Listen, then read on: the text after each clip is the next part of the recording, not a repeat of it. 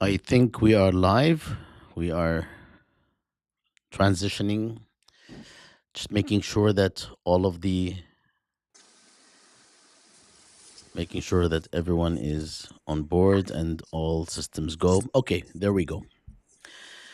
Good afternoon, everyone. Please join us if you are sitting by your computer. We're starting our fourth episode of Media Wars, and we are very excited that we have a remarkable array of guests and speakers and authors and movers and shakers with us. This is Media Wars, which examines the truths and absurdities of our era, centering on the US Israel war on Iran. It's rather fast paced and eclectic and blends media roundups with commentary and analysis to expose the folly and brutality of empire and imperial media. The program moves between granular detail and broad historical and geopolitical context, treating weighty, world altering subjects in often a casual, sometimes irreverent voice. This is not suitable for children, especially the last part, which deals with social media posts. So, welcome everyone, and welcome to my co host, Mouin. How are you? Hello, Bassam. We have a great lineup again today. Absolutely. We're going to, let me just say that we have with us Samira Mohyeddin, Adam Johnson, and Nabih Boulos. And I will be introducing, let me just very quickly say a couple words about each. Nabil Boulos is the Middle East bureau chief for the Los Angeles Times, where his work over the last 14 years has focused on wars and their impact on the region and beyond. Adam Johnson is co host of the Citations Needed podcast and author of the book that is coming out now, I understand, of How to Sell a Genocide, the media's complicity in the destruction of Gaza. And last but not least at all, Samira Mohyeddin is a multi award winning journalist and documentary filmmaker. She has a Master of Arts in Modern Middle Eastern History from the University of Toronto and a graduate of Genocide Studies from the Zorian Institute. Welcome, everyone. I am very delighted to have you. We will get right to it, and I will leave the floor for Maureen to get the conversation going. Thank you, Bassam. And today we will start with Nabih for a very simple reason. Nabih is in Beirut. There have been major developments today in Beirut, another ceasefire punctuated by a bombing of the Lebanese capital, meaning there is no ceasefire. And Nabih, you will need to rush off sooner rather than later to cover these events. So let me start by saying, we open our newspapers every day, or rather, open our laptops or mobile devices every day, and we're told there's a ceasefire in Lebanon. Um, it seems like a bit of cognitive dissonance. First you read about the ceasefire, then you hear about bombings and killings and villages being razed to the ground. How does this work in terms of the coverage of something that clearly isn't? Well, I mean, the fact of the matter is, this is not the first ceasefire that is more that, one side ceases and the other one fires, right? And it just so happens that the side that always gets to fire is Israel in this case, whether that's in Gaza, Syria, Lebanon, or elsewhere. Now, the fact of the matter is that the way the way we talk about this in the media, I suppose, is that you say, I mean, you have to state, there is a ceasefire that has been signed. um, I myself have avoided this whole notion of that this strike, um, what's the word for it? Like rattles the fragile ceasefire. Again, my sort of underlying feeling is that of course there is no ceasefire, right? And so in my copy, I have tended to say that yes, the ceasefire was signed such and such a day, but that the ceasefire is more notional for people in Lebanon, in the south of Lebanon. Now, of course, the interesting part here is again that we're seeing this now situation playing out tonight, where there's an attack on Dahia, the southern suburbs of Beirut, and ostensibly Beirut and its southern suburbs were off limits, right, in this new understanding, right, in this new ceasefire. I should add that a previous ceasefire that started in 2024 between Hezbollah and Israel, that was violated roughly 13,000 times by Israel, according to UNIFIL. This is At not all. like figures from Hezbollah, the government. This is from UNIFIL, right, from the UN. And so we're talking about 13,000 violations between, obviously attacks, like, these drone overflights, etc., etc. And of course, Israel had freedom of action throughout that time, which is, I think, what Israel is trying to get back into now, right? The idea is that this current arrangement of the ceasefire, where certain parts of the country are off limits, and this idea that Hezbollah is still fighting back, these are all problems for Israel right now. They would want to return to the previous form of the ceasefire, and again, I use this intentionally, right? The one that was in 2024. So yeah, sorry, go ahead. Well, I tied to this, you're making the point that Israel wants to go back to the previous quote unquote ceasefire. But there's, I think, now an added factor, which is that there is a ceasefire in the Persian Gulf between the United States and Iran. And what struck me in today's attack on Beirut is that the Israelis went out of their way to inform us that this attack was carried out in coordination and with the approval of Washington. And, why would they need to tell us that? Is it perhaps one way of trying to goad the Iranians into demonstrating to them that their ceasefire with the Americans is more symbolic than real? Well, so I think it's fair to say that Iran has already reacted to this notion of a ceasefire being more symbolic than real. For example, yesterday we saw that this Project Freedom that came about yesterday morning, right? That was responded to with a lot of force from the Iranians, in the sense that they refused to let it just be acceptable. This idea of ships kind of like pointing the way in Hormuz for them to go.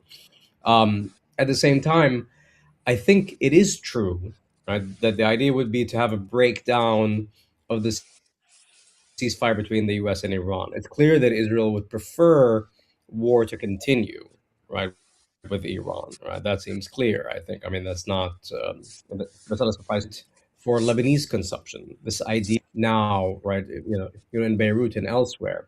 The fact of the matter is that if a high value target comes about, then we have permission to act. Right. Again, this is a doubling down on the notion that Israel has freedom to act, and others, of course, do not. Right. And that's why, actually, by the way, we see this invention of the phrase double-sided ceasefire. Right. Normally, if you say that a ceasefire is one-sided, that's okay, fine, like a unilateral ceasefire, sure, but you don't often use the words double-sided ceasefire when talking about just a plain old ceasefire, right? Like, you don't need to explain things in that way.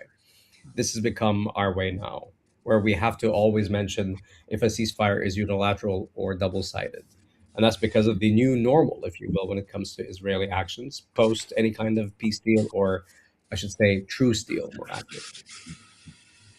And another aspect of this, of course, is that there are now formal meetings, discussions, negotiations, whatever you want to call them, between the Israeli and Lebanese governments, and this is causing a lot of discussion and debate within Lebanon, because it's quite clear that the government doesn't isn't really doesn't enjoy the support of some of Lebanon's most powerful and popular forces for this course of action.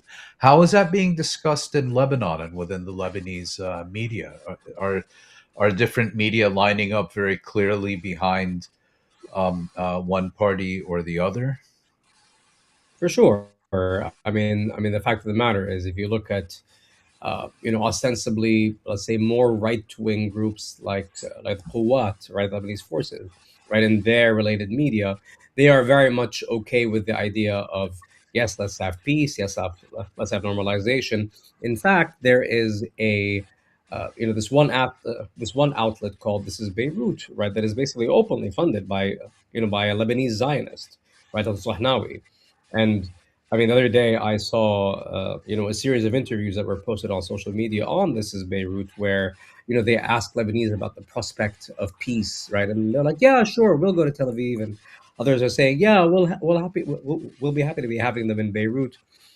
But I should add that this is not the opinion of the vast majority of the country, right? I mean, even beyond the traditional bastions of support for Hezbollah, right? From the Shia or what have you, or some of the leftists, etc. Right? There is, I think, an overall lack of desire to have peace with Israel. Now, there is a desire to have a ceasefire. Let's be clear.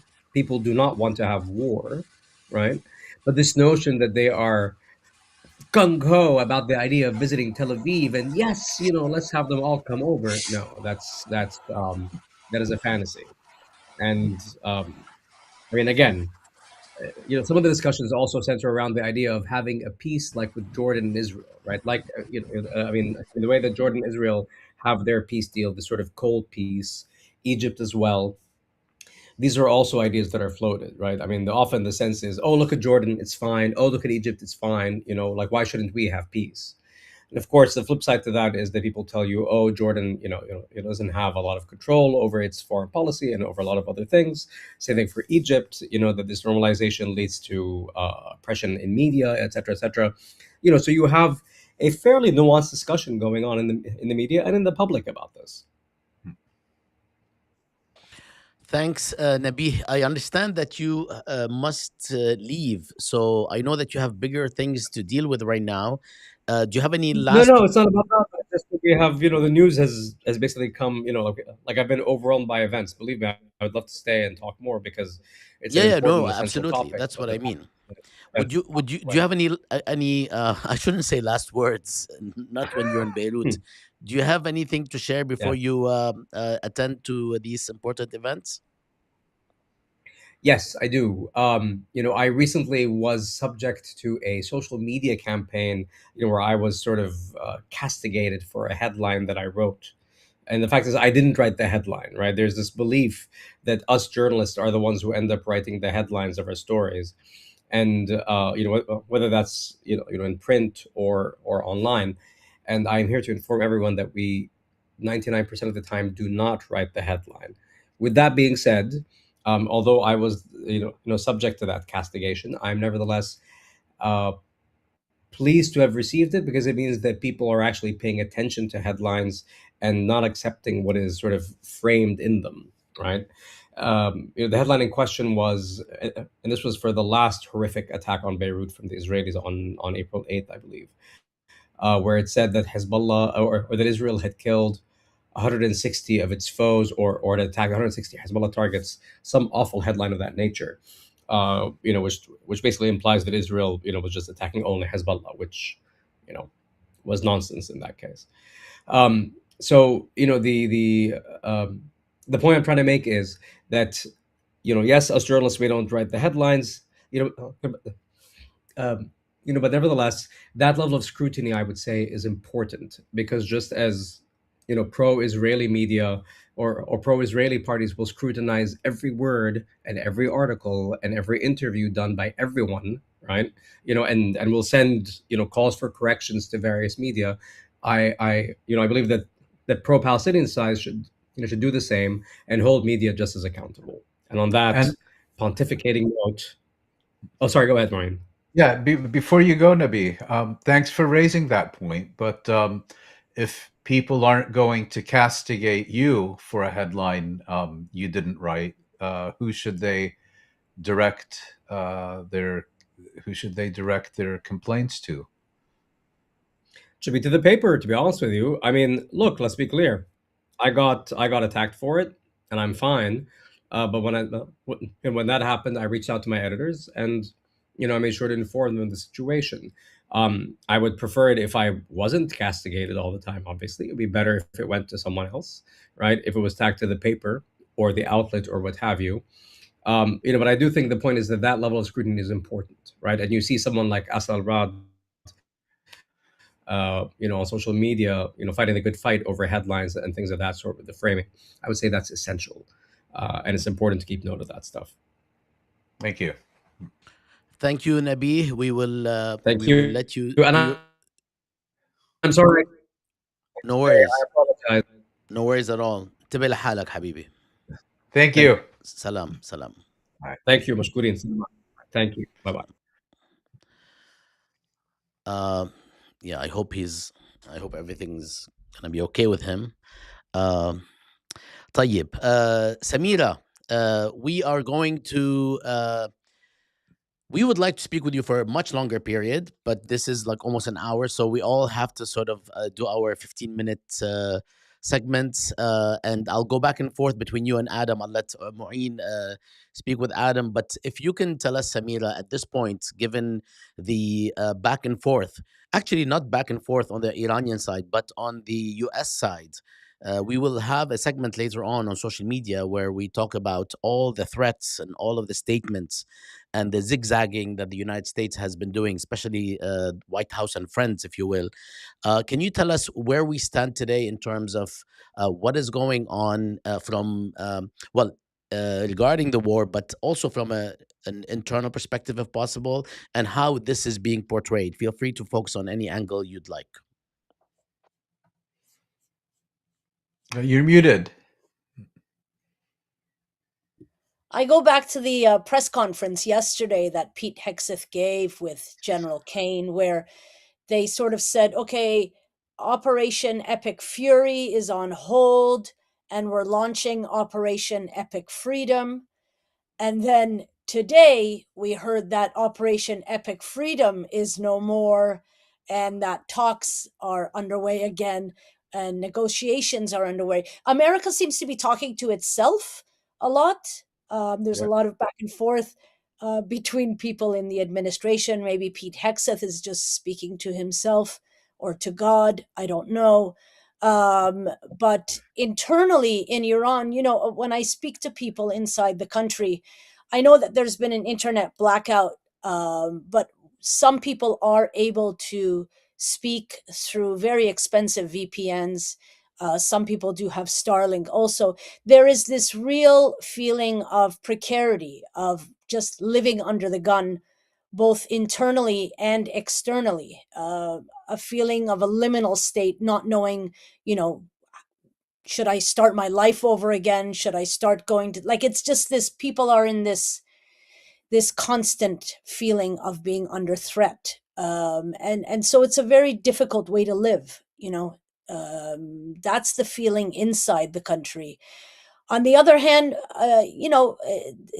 there's a lot of shit going on in terms of President Trump just, I don't know, there's a lot of delusion and fantasy and this regurgitation constantly of this manufacturing of saying 45,000 people were killed in January. You see that being brought up. They brought it up in the press conference yesterday again. That is an absurd number. And the real number hovers around between 6,000 to 7,000. The government says it's 3,000. It's still an atrocious number of people killed over those protests. But the fact that they keep regurgitating this 45,000, we know what that's about. That's another 40 beheaded babies.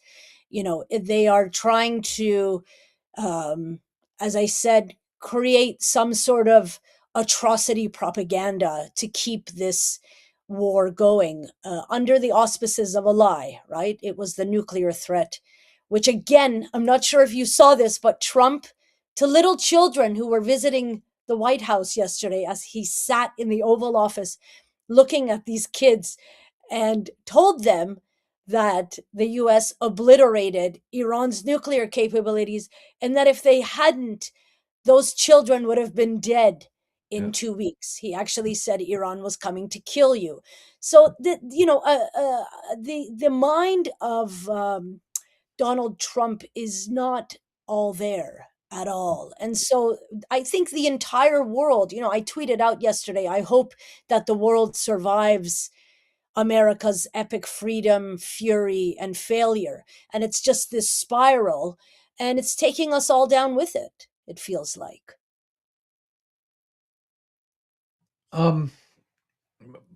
Given that, you mentioned atrocity propaganda, and usually atrocity propaganda is promoted in order to justify and legitimize and promote war. But here you're dealing with an administration which, as you said, is all over the place. In the morning, it threatens total war.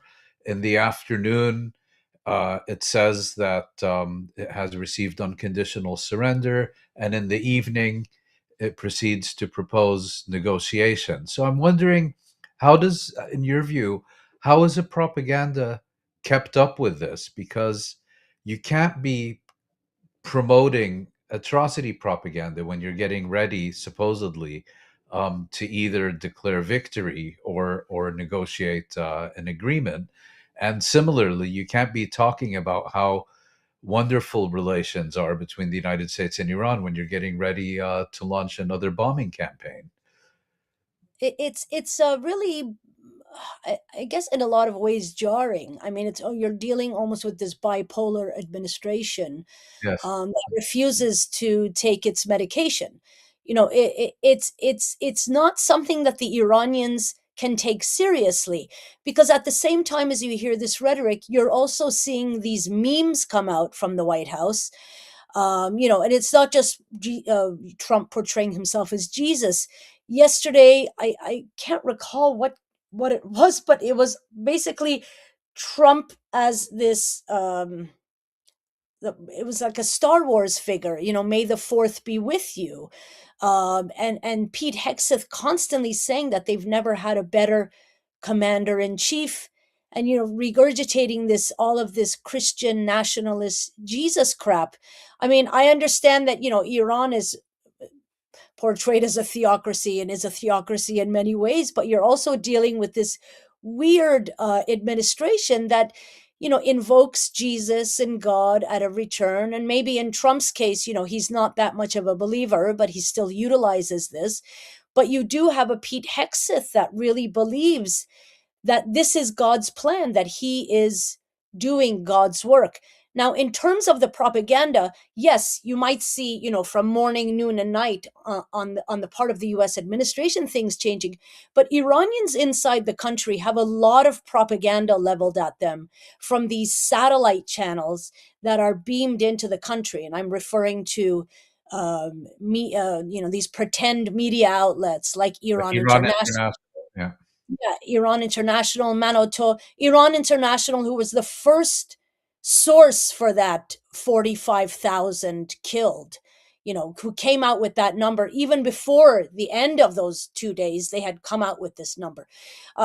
So that's really who everybody is taking, you know, this stuff from. And it's been very effective. It's have a huge impact on the Iranian community, both inside the country and in diaspora. And I come back to the first day of this war on February 28th, when 168 school children were killed in a double tap strike on a primary school. It was a lot of people, and I know we're going to talk about social media later, but it was a lot of people in the Iranian community with hundreds of thousands of followers who came out with a three-part lie. The first one being that this isn't in Minab, which is in Hormuzgan province, that it's actually in Peshawar, Pakistan. That was the first lie. The second lie was that this isn't a real school, it's actually a you know, IRGC base. And of course, the third one being Iran did this themselves and are blaming the US, Israel. It was our own community that was promulgating this lie and basically whitewashing the crimes of the United States. And to this day, you would be hard pressed to find, particularly in the diaspora, any vigils happening for this school children, any condemnations for this strike. These children were treated as collateral damage. And so that has been really heartbreaking for a lot of people in our community to watch.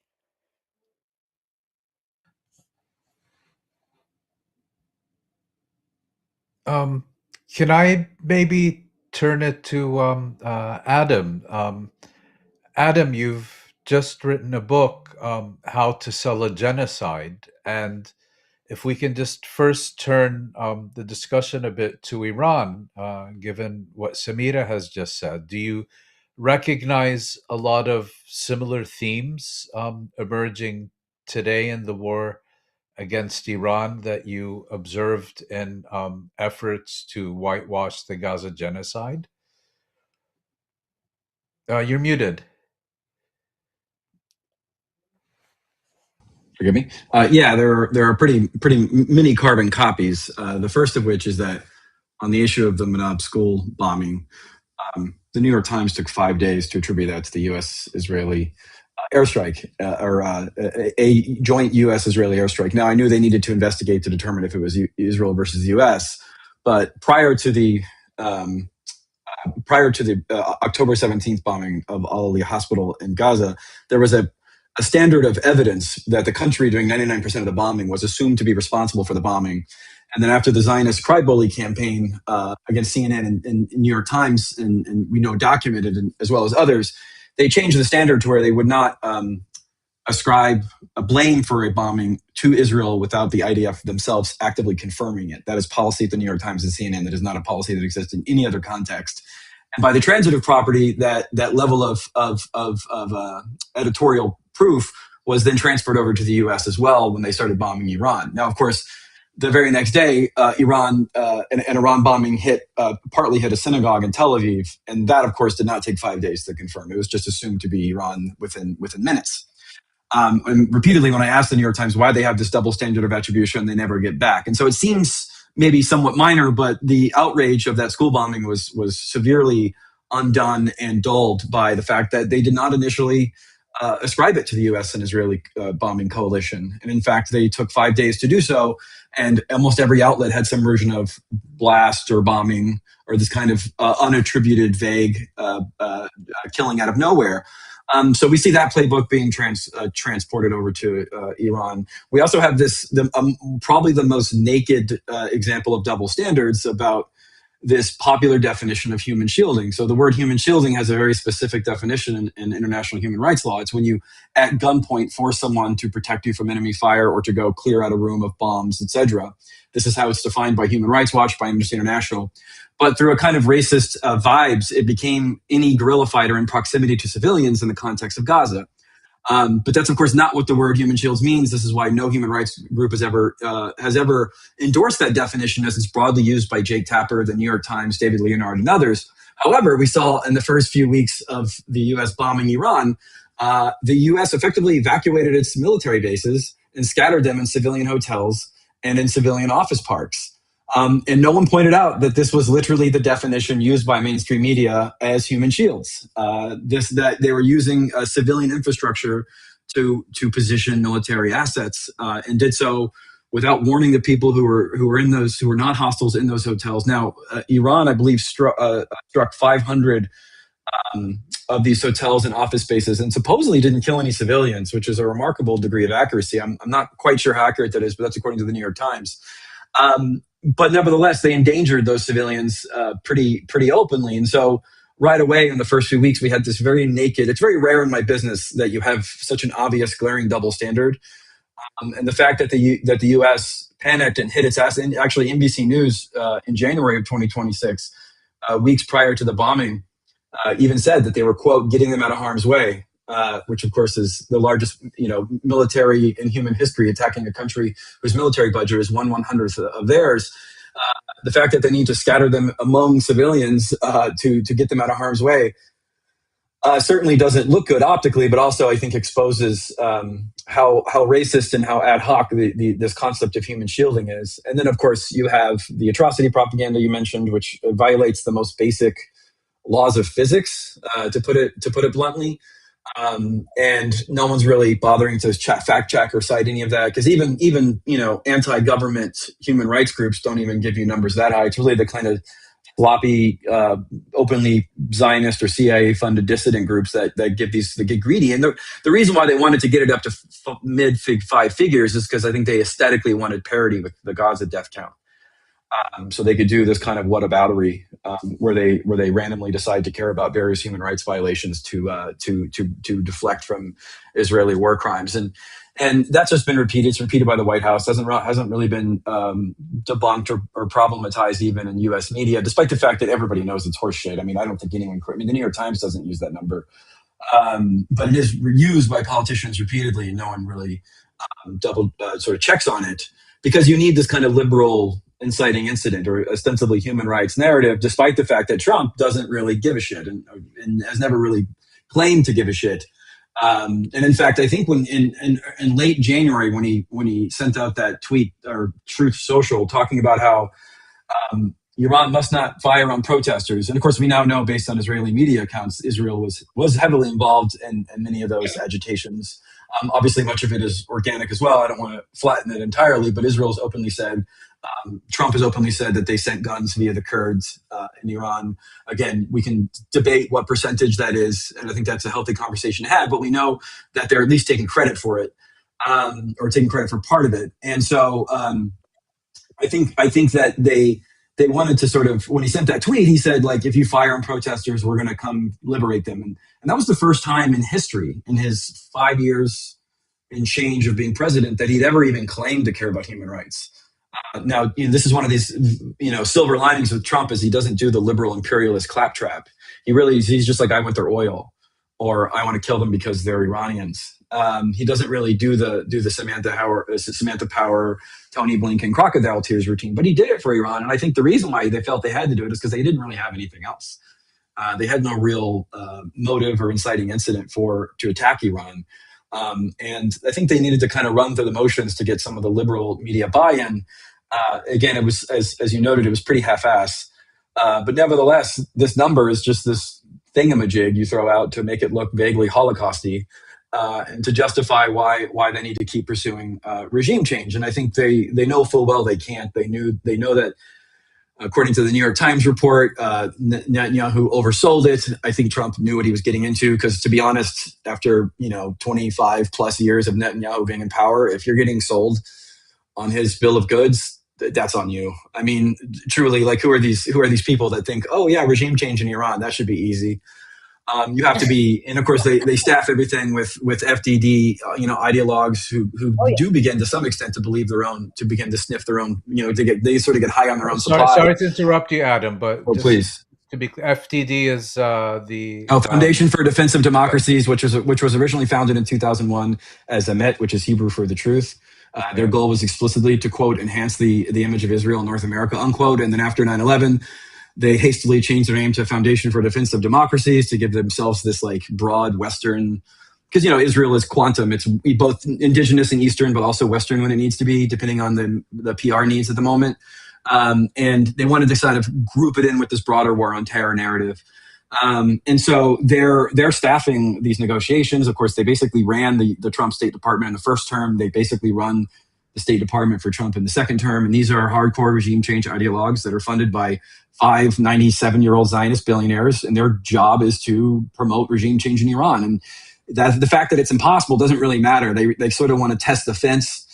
And they don't care how many people die, how many schoolgirls are blown up, how many Iranians suffer, that they, again, sometimes feign like they care about, but mostly don't. And they've completely ingratiated themselves in mainstream media. They're treated as legitimate experts, despite the fact that they're just a very, very thinly veiled Israel lobbying organization. And they've sold this idea that regime change is possible, but of course I think that's their blue sky. I think their more realistic plans were to try to fragment the country and provoke a civil war, and to try to promote sectarianism and ethnic separatism. And that also failed, because when people are attacked, they become nationalists. That's it's human psychology 101. And I think that the Trump administration, this is me speculating a little bit, but if you'll indulge me, I think there's these dogmas, these taboos you're not supposed to talk about, that people ideologically and rhetorically box themselves into, that make a legitimate off-ramp or quote unquote peace deal impossible. We saw this with Gaza when they came out and said Hamas must be defeated, something that everyone knows is by definition impossible. So everything that follows from that is just killing an arbitrarily high number of Palestinians and ethnic cleansing. There's another dogma that's in a taboo that's emerged with respect to Iran, that like Iran cannot get any concessions at all. They can't get any war reparations for the billions of dollars in damage caused by this unprovoked attack, for the 3,000 to 4,000 people who've been killed, including those schoolgirls. And unlike previous, but prior to February 28th, Iran can close the Strait of Hormuz and say, well, we have a reason to do that. We need some kind of recompense for your violating our sovereignty and slaughtering our civilians. and there's not really a moral high ground that, even countries like China aren't even really disputing that. You know what I mean? That's like, because they could have easily closed the strait whenever they wanted, but now they have a moral argument to do it, a narrative argument to do it, that I think most people kind of think is justified, right? Like they need to get some kind of assurances, actual assurances from third parties, because all Trump does is lie and deceive and sneak attack. Because again, they were in negotiations when they bombed the schoolgirls.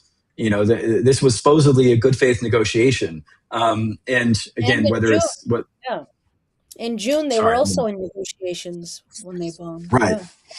So it's like, why would June they of take last anything they year. say seriously without genuine third party assurances? And they know that, so they've boxed themselves into this position where they can't look like they're weak or they lost. But at the same time, the markets are saying, please God, stop this. This is insane. Oil's about to go to $150. And so I think that's why you get this incoherent policy, because they can't come out and say, and honestly, a lot of Democrats like Chris Murphy aren't helping, because they're attacking Trump from the right, saying, this is a giveaway. Reparations would be a giveaway to Iran when they first announced the 10-point plan. And it's like, what do you expect Iran to do? Like, you can't sneak attack someone, kill 3,000, to 4,000 people, blow up a school, and say, oh, oopsies, never mind, let's just go back to the status quo. Thank you, Adam. Before I move to our next guest who just joined us, and I'll reveal his face and name soon, let me just say that we shouldn't be too hard on the Foundation for the Defense of Democracies. And I have proof. In 2005, I interviewed the director, Mr. Clifford May, and it turns out that the foundation is probably one of the institutions that promoted and popularized even further this famous sentence, which he actually said in the documentary. The documentary was on the discourse on the global war on terrorism, on the U.S. global war on terrorism, and he basically made the very progressive statement that not all Muslims are terrorists, Oh, okay. but all terrorists are Muslim. By Ah, definition. Oh yeah. Okay, Yeah, there you yeah. I go. mean, yeah. You have to wait for the second part, which is really cool. Naturally, طيب. yeah. So we're going to move to next to our guest colleague and friend, Professor Adel Iskandar, who is actually a associate professor of global communication at Simon Fraser University, where he is director of the Center for Comparative Muslim Studies and the chair of graduate كتير هيك يا عادل, the chair of graduate studies in the School of Communication. He's also a جدلية co-editor. أهلا وسهلا عادل, كيفك? Hi, Bassam. How are you? Can you hear me okay? Yes, And we can even Adil, see you. welcome again. You are a fixture. Given that this program is on media, actually you should be in my seat, but we are happy that you joined, and I would like to ask you something about the veracity and the potential ways of how do you confirm what is news and what is not? And this is something that you and I spoke about. And at this point, when there's so much chaos, and of course the multitude of sources of news and so on, how do you suggest one navigates, even if the basics are not a puzzle? But sometimes I find myself about to retweet or announce something, and I feel that it sounds a bit shady, and I sort of take pause. So can you share with us some of your thoughts? Thank you so much, Bassam. I just want to first start out by saying that I'm thoroughly enjoying and learning a lot from the conversation that started with Samira and Adam. Really, just absolutely insightful in so many different ways. And I just also want to clarify that I'm no longer director of graduate studies in my school, so that's one thing to get rid of, and you really need to abbreviate that bio anyway. I'm going to say really quickly that we are, the fact that Ted Turner died today is not lost on us in very peculiar ways, because we're so accustomed to the history of the fog of war, particularly when it comes to American military misadventures around the world, but more specifically in the Middle East. Ted Turner is often credited, and you'll see CNN rolling out kind of the red carpet in this regard. CNN is very excited about Ted Turner having started the 24-hour all news cycle in journalism around the clock, that anytime you need news, it's there for you. And the emergence of that model has sort of transformed the way in which we think about information and news. News is happening even when nothing is unfolding. And that happened during the first Gulf War with, and those of you or those of us who might have been around at the time, the Peter Arnett's and the Bernard Shaws, there's like names that were created during that time involving a significant U.S.-led and sizable military intervention that was then, at the very least, supported by the United Nations Security Council, because back then the United States at least sought kind of a facade or some sort of international legal justification for those interventions. In this case, in 1991, to liberate Kuwait. Today, we're in a completely different news environment, an ecosystem that's so busy, so loud, so cacophonous. I'm going to argue that this is just news glut, right?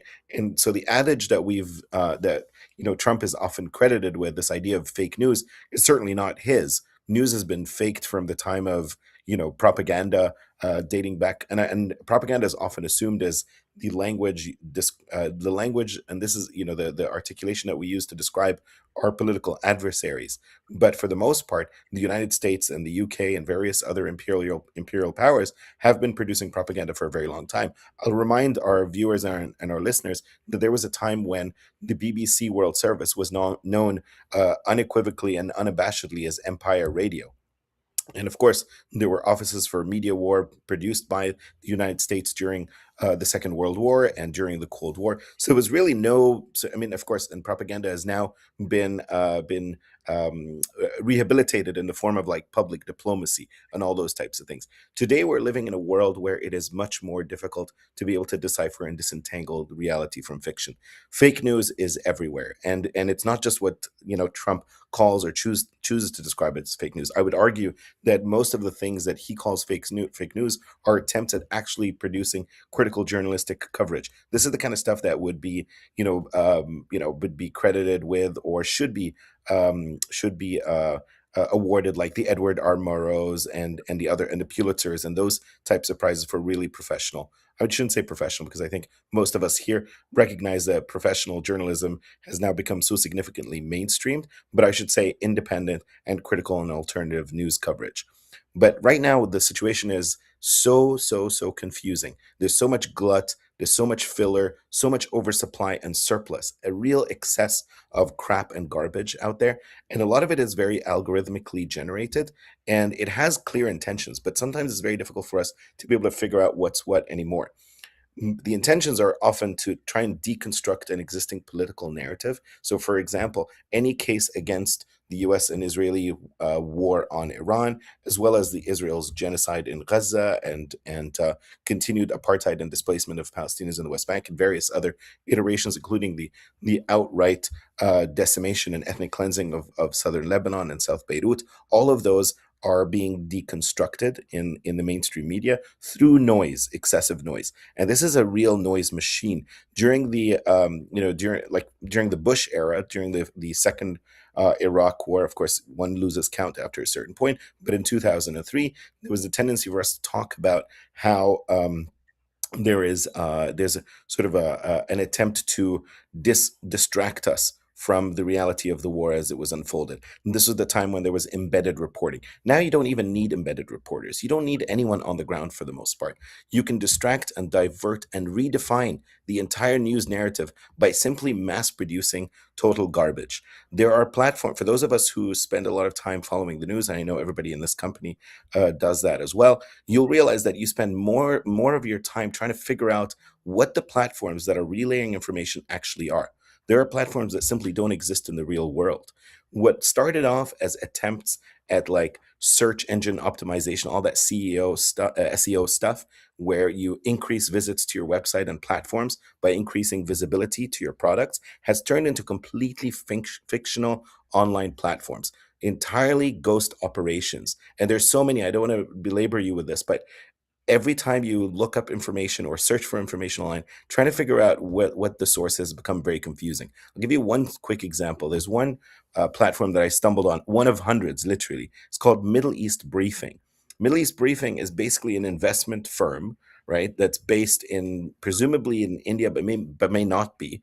That has AI generated news that is scraped from the internet and produced in such a way so as to describe circumstances happening in the Gulf to encourage investors to continue supporting businesses in the United Arab Emirates and other locales. And then there are others that pose as travel and world tour websites, but are actually content generators on news.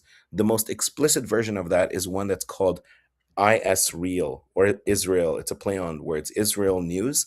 And this is really quite magnificent in its absurdity because it's an audio briefing service that delivers daily news on global affairs and the Israel-Iran conflict in that construction. And the service explicitly states that it is a mix of AI generated presenter voices and avatars alongside human narration. And it's funny because it's described as real, but in reality, it is entirely fictionalized. Now, it's important to note that it's very difficult to disentangle what they're getting from the real world and what is fictional. And right now, we also have these war rooms and dashboards and DIY intelligence platforms. Basically, it is so confusing so as to feed into this machinery, a machinery that whose objective, in my humble opinion, is to create what one might describe as the liar's dividend, where the prevalence of fake news makes it easier for bad actors like the United States and Israel in this case to dismiss real evidence of war crimes and civilian casualties as AI generated propaganda. And the opposite becomes true as well, where fake footage is then perceived as real and real footage is perceived as fake. So this is the environment that we're in, and it puts so much pressure on those of us. I mean, we are dedicated to this because most of us are either journalists or academics who are actively involved in this, but the average consumer of news simply doesn't have the time, the bandwidth, or the wherewithal, and perhaps even the media literacy to be able to disentangle all of this to find the reality on the ground. So this is the crisis that we're dealing with. It is a crisis of journalism, and journalism is now a dying profession at the hands of cyborgs and algorithms.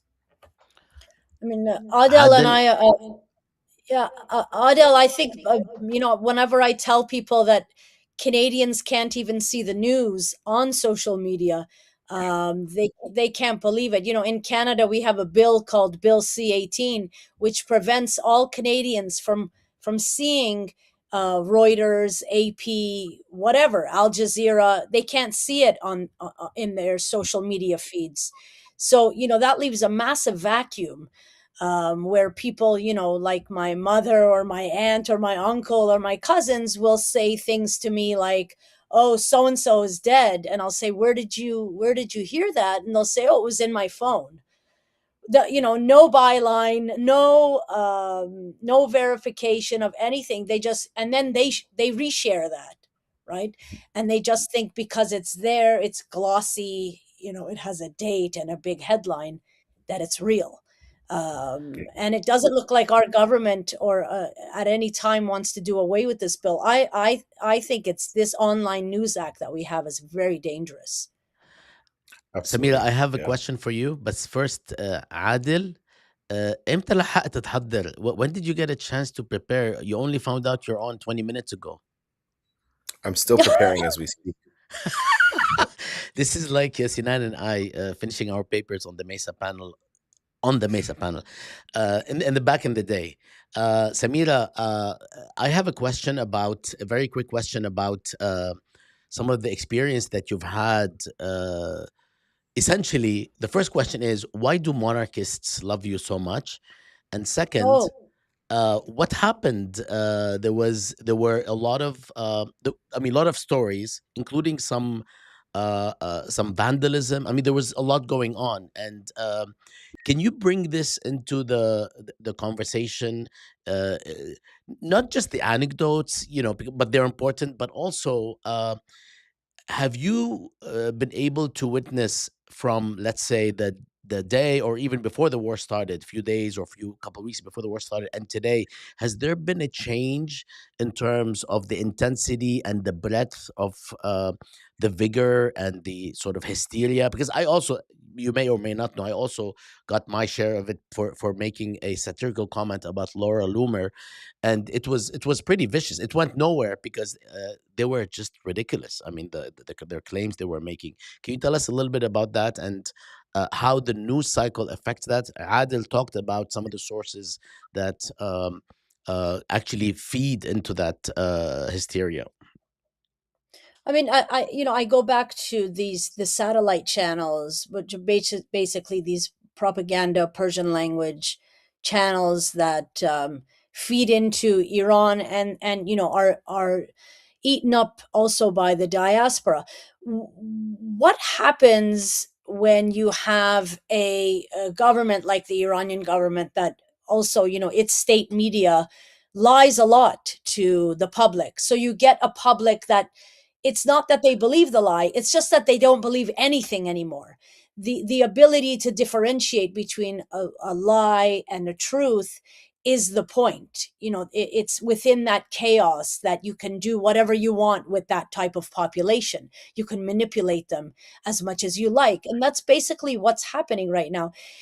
But what we're seeing, and you referred to, I think the word you used was fervor, there is a real fascistic, nationalistic element right now within. I'm Iranian Canadian, so I can only speak to what I see that's in front of my nose. But our community, for instance, was never carrying Israeli flags before. Now you're seeing at Iranian protests people carrying Israeli flags. And this is because there are pages like Israel in Farsi on Instagram, which has more than 1 million followers, speaks directly in Persian to Iranians inside the country, and pushes, this notion that we Iranians and the Jewish people are the oldest people, they have a biblical connection, and that Israel is the only country that really cares about Iranians, who's always been there for Iranians, and who will never leave Iranian people's sides. You heard Benjamin Netanyahu, for instance, in December 2024, speaking Persian to people, saying, woman, life, freedom. He said it in Persian, Zan, Zendegi, Azadi, and is constantly telling people in Iran to rise up, take their country. We are there with you on the ground. Mossad put out that statement when protests started in Iran in late December of 2025, that, take to your streets, we are beside you. You've heard Israeli ministers like Gila Gamliel making this AI slop of, Iranian women sort of taking off their burqas, which is not something women in Iran even wear. And so, you're seeing, again, as you saw in the war on terror, where Afghan women were utilized, now they're utilizing Iranian women as a way to manufacture consent for this war. So all of this is happening all at the same time. But what you're seeing within the diaspora specifically is a very violent, and I use that term on purpose, it's violent. It has become physically violent. There has been a murder now in Vancouver, in British Columbia. There was a protester there killed by allegedly two monarchist type people, who this person who was murdered, Masoud Masjoudi, was taking to court for threatening him. Months before he was murdered, he was sounding the alarm, saying that he's under threat. We're seeing a lot of people at these protests threatening other people. There's been stabbings in London of anti-war Iranians. So there's a real, rather than this movement sort of dying down, you're seeing that sort of splintering that Max Weber talked about in social movements, where you get a group of people who see that the movement is sort of watering down, and they splinter off and become even more, even more hardline, even more radical and violent. And that's really what we're seeing right now.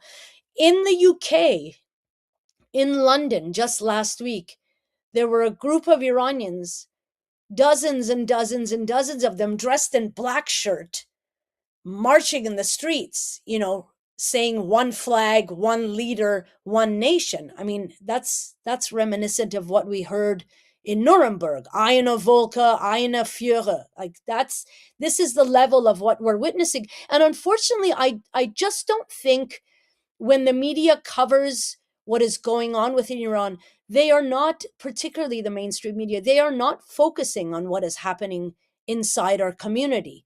They're just like, wow, look at all these people marching together. Look at the unity, without understanding really what's going on. There is a whole slew of people who are being sidelined, threatened, harassed on a daily basis. They're also being doxxed. And so it's a very dangerous time, and there's not much focus on it, unfortunately.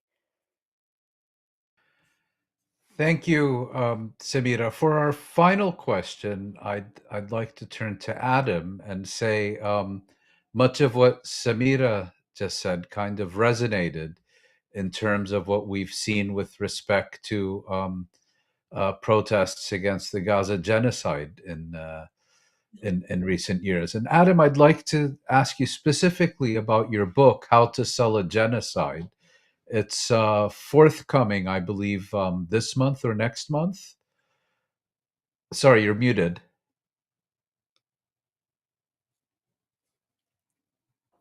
You're still muted. Okay, let's try that one more time. There Okay, you go. sorry. Ostensibly, I podcast for a living. You think I would? Yes, it published 2 weeks ago. It was published 2 weeks ago. Well, Yeah, congratulations. so it's thank you. Lovely. Yeah, no, it. Go ahead. Sorry. Yeah, And maybe you could take. Yeah, go well, ahead. I think Samira said something. I think she said congratulations, but I would like to interject to say that right before you joined, before 3 p.m., Mouin, I made a promise to Adam that we're going to host him on a longer form segment about his work. definitely. Yeah. Yes, definitely. But I'd like to ask you, just as a preview, why you felt it was important to write your book. What was it really? Are we talking about the mainstream media essentially having done the heavy lifting for Biden, Netanyahu, and now Trump?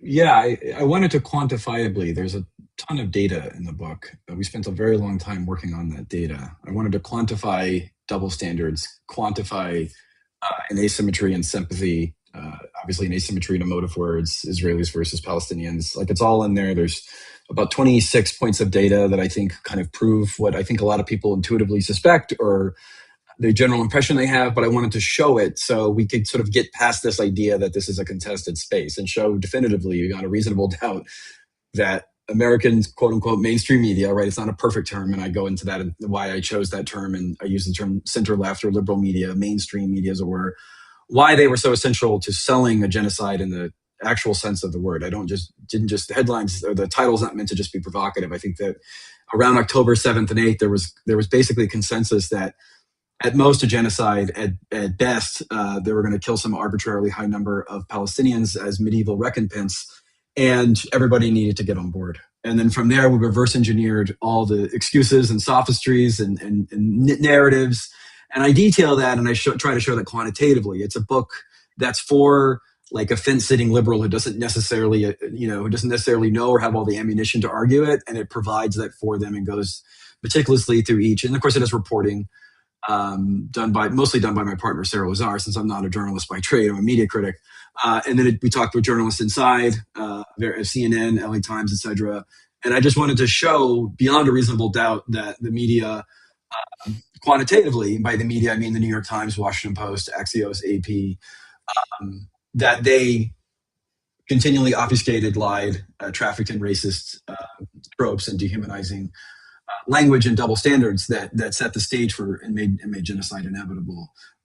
And so I thought it was important to create a document for that. And I know others have done similar studies with British media, and I know others are doing broader studies as well that are coming soon, and I look forward to reading those. But I just wanted to make sure that there was a documentation of that, and then that way we could move towards accountability, because obviously the lies that sold the Iraq War never had any accountability. Other lies during Vietnam never really had any accountability. In fact, the main promoter of the biggest lie of the Iraq War, which is that Saddam Hussein had links to 9/11, Jeffrey Goldberg now runs the Atlantic magazine, which I single out as the biggest promoter of. Yeah, I singled them out as probably, along with the New York Times, as the single most sort of openly genocidal and lying. In fact, they're one of the publications that actually published the beheaded babies lie and refuses to retract it. And so yeah, that we were just going to keep repeating this cycle because obviously, like, it's too late. You can't go back in time. But I think there's something to be said for accountability. I think there's something to be said for truth for its own sake, and that's why I wrote it. And For the I record. guess now we're in the stage of how to sell a ceasefire. Well, actually, the deliberate ambiguity and contortion and redefinition of ceasefire during Gaza, the Gaza so-called ceasefire talks, is a central theme of the book. In fact, I spent probably the equivalent of maybe 20, 25 pages on it because that was one of the ways in which they bought Biden time. They created a totally fictitious ceasefire theater that was never, and then they redefined the term ceasefire to mean Hamas surrender, which in 5,000 years of human warfare is not what the term ever meant. But then on or around March 1st of 2024, that became the new definition that the media largely just accepted and went with, despite the fact that it was fundamentally based on a paradox. But that's a whole different conversation. Samira, I interrupted they you. always call it a fragile ceasefire. They always add some sort of term in front of it to to give it some sort of, it's still there, it's just only there on the one side. As Adam pointed out, now we have this double-sided ceasefire. We never Yes. used this language before. And then we also have, there's a whole lexicon to this genocide that I think I would love to see someone write a book on it. New terms created, like non-combative propagandists. This is a term that Israel came up with in order to murder journalists. Non-combative propagandist.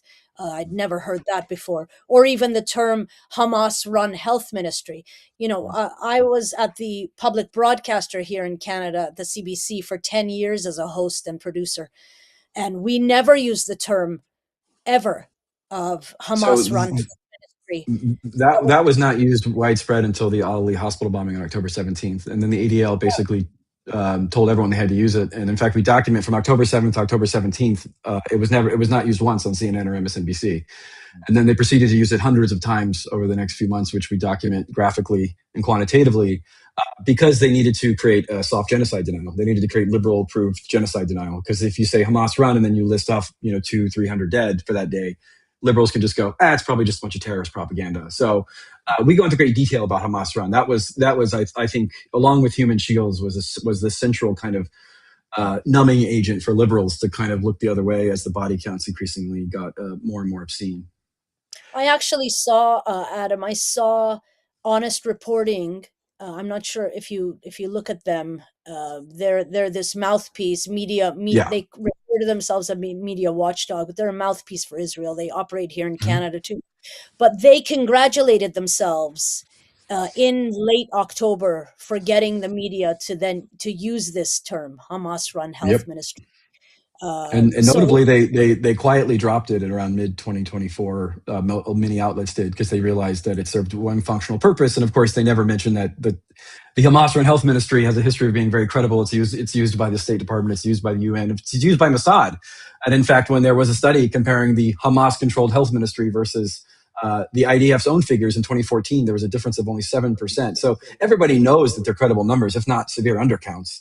But everyone had to fake like they didn't know that, so they could just use this racist, thingamajig to throw in front of a death count to discredit it, and to buy themselves time, which is fundamentally what the goal was. It was to kind of buy time. And your book, Adam, How to Sell a Genocide: The Media's Complicity in the Destruction of Gaza, by Adam Johnson, is now out from Pluto Press. So, Adam, Samira, Adel, thank you so much for joining us on this episode of Media Wars. And of course, also thanks to Nabih, who unfortunately had to leave us early. Bassam, any Absolutely. final thoughts? My final thoughts are that everyone here, including actually, especially Nabih, because he had to leave early, are going to be invited back. Adam, we would love to speak with you about your book. I did not get enough. I would like to learn more and host you for an extended segment. Samira, we could talk for a very long time, and we will also ask you to join us also sort of like one on one or one on two, because apparently Mu'in and I cannot do anything without each other as hosts. And Adil, انت يعني you have no choice. You're going to be invited back. Thank you all so much. We actually are not done. We're done with this segment right now. Mu'in and I, because this is the first time we do this live. Mu'in and I are going to go into the rogue version of Media Wars, and we're going to go over some tweets, quite a bit of tweets under various categories: U.S., Iran, Gaza, Hasbara, media, and so on. And we're going to just read them out, share them, say a couple words about a few things by way of addressing these media wars that we are, dealing with. So in the meantime, I would like to extend my gratitude to everyone here for your generosity and for coming on to this program. And please be safe, and we will see you again. And stay strong. We're going to need it, especially now when actually we can actually, for the first time, in my view, in decades, on certain issues, we are actually able to move the needle, not just hold Yeah. steady. We are able actually to move the needle in the direction that benefits the overwhelming majority of humans. طيب. شكرا. Thank Thank you you. all. Thank you Thank so you much. all. Bye-bye. Thank you. Take care. سلام. معين. Sam. سلام عادل حبيبي, شكرا. Hey, how are you? There we are. 1 second. Let me just. There we go. كيفك معين? We have about 45 minutes to go through like a slew of a lot of things that I will be sharing next. Um, any final words about our conversation? I really wish we could have had more time with each of them. Yeah, but I think keeping it short and sweet has its benefits too. I thought it was a very insightful discussion, and I Absolutely. thought it was. I also liked having different guests addressing different topics on at the same time. Yes. Um, I actually enjoyed that as well, and I think doing it live is actually can be a bit more pressing, but also a bit more efficient. طيب, and speaking of efficiency, let's move to uh, the part where we talk about media posts. So Yes, here we go. Are you ready, I'm Moin? Do you ready. need to take a sip of something? I'm good. طيب. huh, There we go. Oh man, I have so this is live, so we need to move it. Okay, there we go.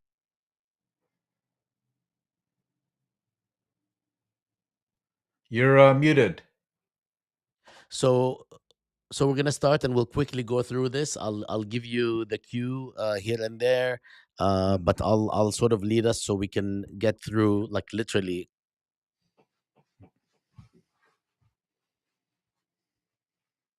You're muted.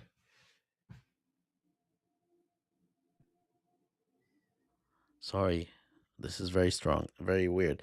This is Glenn Deason, who is actually a decent, quite a decent analyst, and he addresses Europe. Here, he shares Marco Rubio. Marco Rubio argues that Operation Epic Fury is concluded, as the objectives were achieved. In reality, Iran won this war.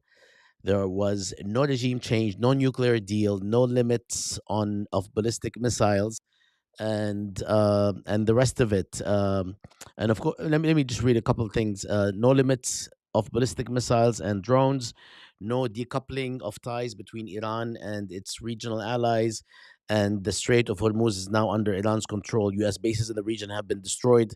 The U.S. alliance system has been weakened, and the petrodollar will not recover.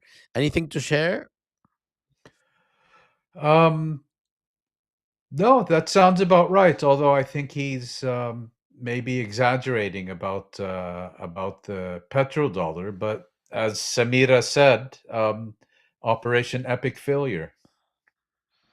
Absolutely. All right. This is the Iran portion, by the way. Next, the team behind the Iranian Lego videos was previously highly critical of the government, exactly the kinds of people Israel and the US idiotically thought would support regime change. Our interview with them here, this is interesting and important because of the video. I'll play a little bit of the video here. Have you seen the viral Oh, Lego style no. animation? Sorry, we're not going to play a little bit of the video. I thought it was the actual video, but this is a very interesting interview with the creators that I think is worthwhile, especially if you're curious about who is producing all these videos. And I think we don't end up seeing the person; we end up seeing just a silhouette Say of the sorry. person. Only So I we're gonna can actually skip Samira. that and go to Glenn Greenwald. If you ask 15 people who are mega followers what the Iran war aim was, you'll hear 15 different answers because Trump gave a different goal every day. Here's what he said was his main goal on the day of the war. Trump, freedom for Iran is goal for of major is goal of major military operation. All right, let's move on to Amir. This is actually again we quote Amir quite a bit. I think he hails from Germany. He's I think a neurosurgeon or something of the sort. He's a doctor.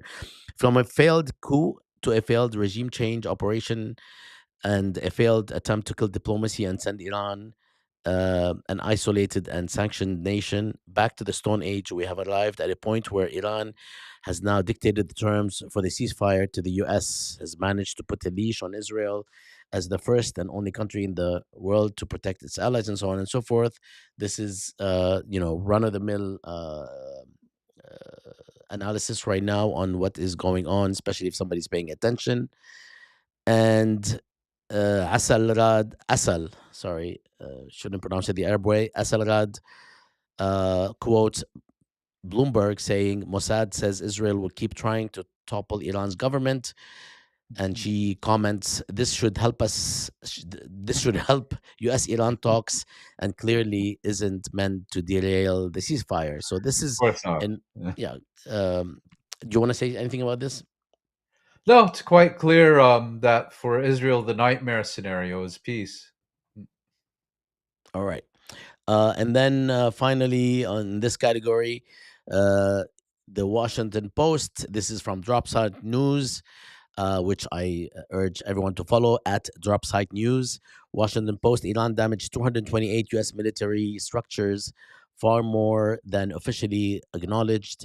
A This is Washington really a Post big analysis of story. more than 100 Iranian released satellite images verified against European Union satellite data found that Iranian strike damaged or destroyed at least 228 structures, 228 structures, that is, and pieces of equipment across 15 U.S. military sites in the Middle East since February 28.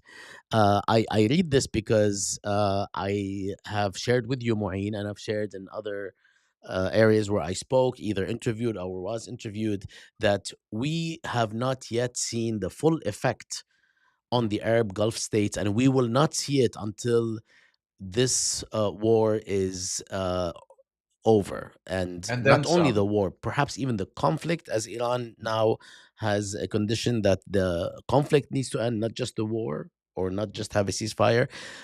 So this is worthwhile. Do you want to say anything about this dimension? Well, this is, I think, a huge story. Not only was the United States incapable of defending its allies, it was incapable of defending itself. And every single base was hit and hit painfully. And the question now becomes, is the US actually going to seek to rebuild these facilities? Or will it, as before, as prior to the 1990 Iraqi invasion of Kuwait, keep a much smaller military footprint in this region? And if it decides to do so, that would also be meeting an Iranian demand. And it would, of course, be wonderful news for the region to have less US military intervention. So it would be a win win win.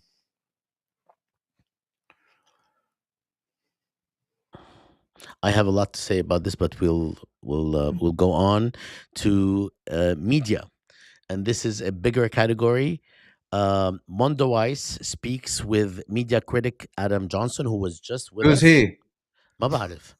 Um, with the media critic who was just actually with us, in case people just joined in.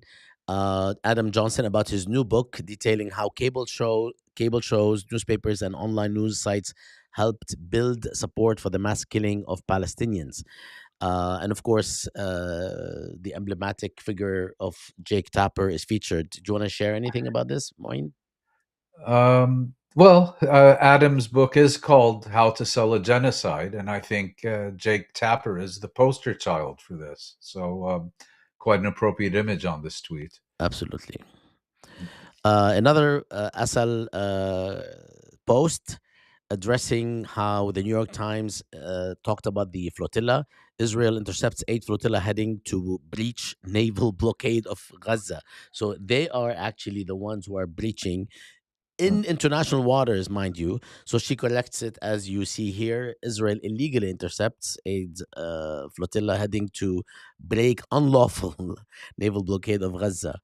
It's just unbelievable, and it doesn't stop. And you know, it's amazing material uh, for education, right? I mean, especially at the university setting in our classrooms and so on. This is a You know, wonderful I opportunity. also, yeah, you have to hand it to Asal, because you read these headlines so often that they become kind of normalized, and for her to be able to consistently point out what is so outrageously wrong about them and to correct them, um, uh, in an atmosphere where I think even people like you and me have reached a stage where we read these headlines and think there's nothing really unusual about them.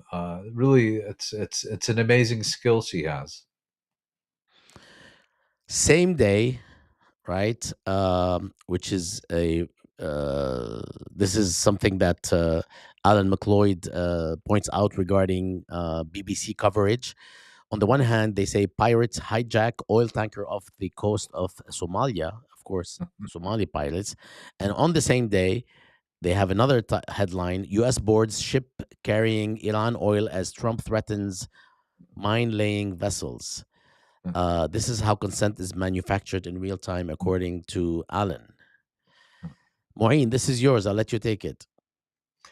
So the tweet reads, could you point me to a single mainstream media interview where a Jewish guest is asked to condemn Israel? And this was a response to someone, I don't remember who, saying how anytime a Jewish guest is on any media or talk show or whatever, they're always being asked to condemn Israel, whereas Palestinians get a pass.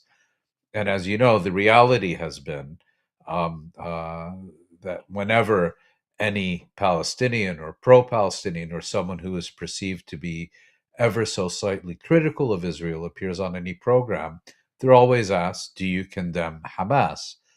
I'm not aware of a single case where a Jewish guest on similar mainstream media programs has been asked to condemn Israel.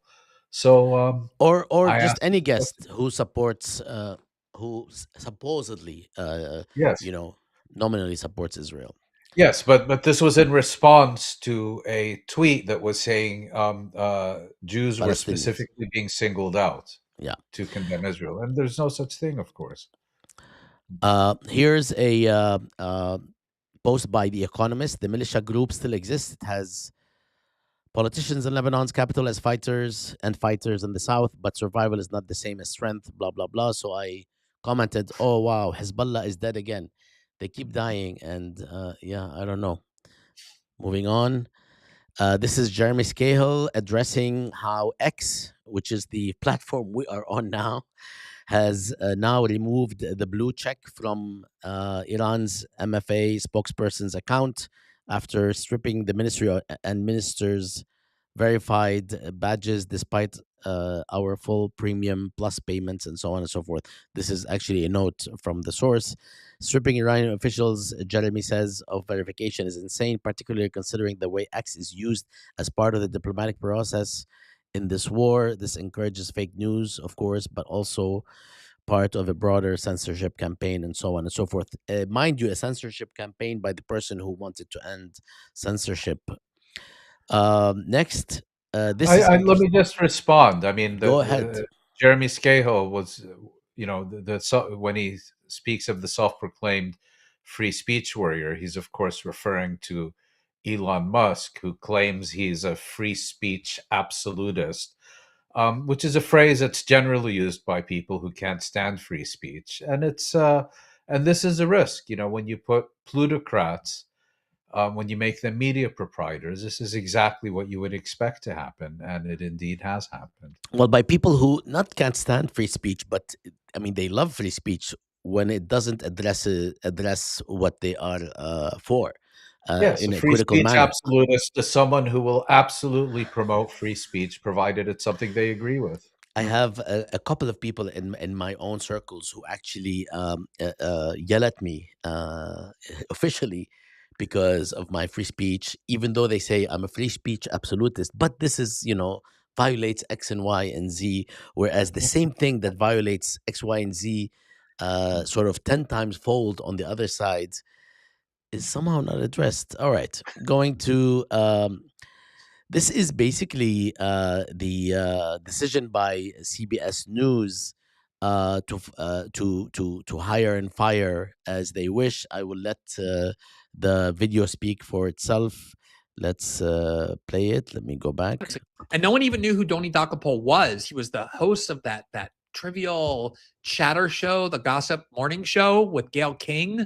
They would have like on reality TV show contestants and like Oprah type authors. It's like a light thing for people getting their kids ready to go to school in the morning. And she elevated him. And the only thing anyone knew about Tony Dakapol, and obviously this is all that mattered in his elevation, was that he had, in a unusually aggressive way, berated Ta-Nehisi Coates after he released his book about Israeli apartheid in the West Bank, accused Ta-Nehisi Coates of writing a book that would be found in the backpack of a radical. And I have to say, when I read the book, I imagine if I took your name out of it, took away the awards and the acclaim, took the cover off the book, the publishing house goes away, the content of that section would not be out of place in the backpack of an extremist. Tony Dakapol is married to an Israeli woman. Barry Weiss saw that and her eyes lit up. They have collapsed in ratings since Barry Weiss took over and they put Tony Dakapol there. Now, I don't think David Ellison minds. I don't think she's there to boost ratings. I think she's there to turn CBS News into a propaganda outlet, a state TV outlet for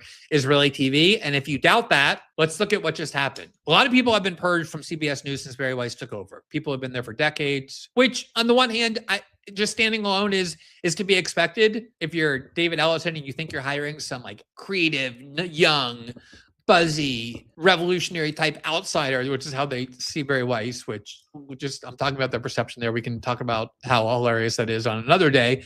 But if you see her as that way, she's going to come in and her job is to overhaul CBS News, which has become stagnant. So a lot of people who are there for a long time are going to be replaced with people who are being brought in. That's normal. But in Barry Weiss's case, it's not that she's bringing in people with a big audience or who are likely to be watched. She's bringing in people whose only qualification is extreme loyalty to Israel. And the people she's firing, their only failing is that they're not.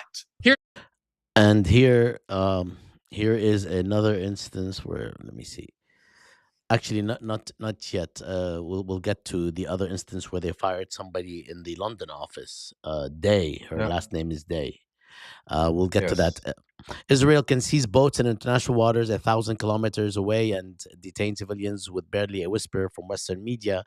This is actually just another failing that, the kind of thing that you and I, Mouin, just pass by and just assume that that's the usual. Yeah, and two of the activists on board this flotilla were in fact seized in international waters, abducted. Illegal under international law. One Israel has no jurisdiction in these waters. Intercepting or boat or sorry, go ahead. Yeah, one is a Spanish citizen, I believe, and the other is a Brazilian who tragically, I think, has mother suddenly passed away while he is in Israel's torture dungeons. Yeah. All right. This is a headline from 1948, right? From the Sydney Daily Telegraph. It says they massacred Arab babies. And David Miller here addresses this headline and addresses the uh, sort of some of the main parts of the headline. We're just showing this as a way to look at how mainstream media today will not have this headline, that straightforward headline, right? Yeah, no, they would publish manufactured propaganda, fabrications about beheaded Israeli babies. Absolutely. All right. This is the Daily Wire firing half of its staff in mass layoffs, and this is all over the news, by the way. So we just wanted to highlight it. This comes as co-founder Ben Shapiro has lost 85% of his YouTube audience since last year. I have not verified this. I do know that that he has lost a considerable number. So I'm making a disclaimer here. I'm not sure if it's 85%, but it is considered considerable and has actually prompted the layoffs. And there's a lot to say about Ben Shapiro, but I think we've said enough, right? Yes, Uh, and someone in the comments, sorry, just to backtrack, Go ahead. clarified that one of the activists who was abducted was a dual Spanish-Swedish national. Yeah.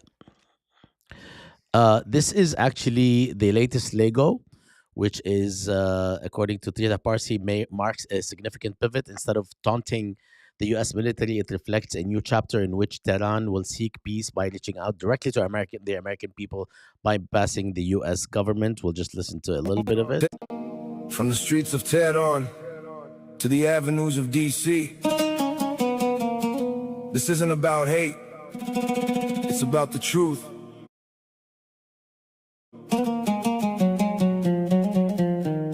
I love your soul, America, but I can't stand your throne.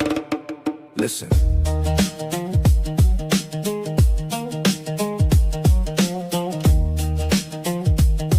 Listen. I wake up in Tehran, but I'm wearing your brands. Listening to Wu-Tang while I'm washing my hands of the propaganda fed by the man in the suit. I love the fruit of your culture, just not the root of your foreign intervention. I grew up on your films, dreaming of NYC, the lights in the realms of freedom you preach. I love the jazz and the blues, but I hate how your leaders put my brothers on the news as a target, a number, a threat, and a folder. While we're just two kids getting older and colder. I love the land of the free, but not the man in the halls. I love the spirit of the street, not the height of your walls. Between your flag and my home, there's a bridge made of gold, but your leaders keep burning every story we've told. Yeah, I love the stars, but I hate the stripes they draw on my skin. You talk about liberty, but you lock the gate with sanctions that don't hit the elite. Only the plate of the mother and ice behind trying to buy bread. Your leaders aim for the crown, but hit the worker instead. All right. Yeah, these are taking the world by storm, and it's not just the politics that is very interesting and important as an artifact, but it's also the quality of the aesthetic quality, not just the visual, but also the songs and production values. the production is really not what you expect in this realm, in this political realm, and it's met by on the other side from the United States White House and friends with a lot of Trump lame, tweets. no, but lame. I mean, Yeah. let's put politics aside for a second. It's just lame production value and aesthetics. All right, so let's go to the irony of this. Here's where we also, I mean, Glenn also talks about the letting go of folks at CBS. So we already addressed that. We'll just move on. Here we have it says from The Economist, if it starts, a nuclear arms race will be unstoppable. If more countries As if pursue there's no nuclear, nuclear arms in the Middle East. yeah, this is something that I know you said something about this. We'll get to it, but my comment is good. But only Westerners have used nuclear weapons so far. So worry about your part of the world, economist hypocrisies. All right. I mean, it's really funny that there's so much concern about nuclear weapons, and of course, if you have a shred of decency and empathy, of course, and brains, you have to be concerned.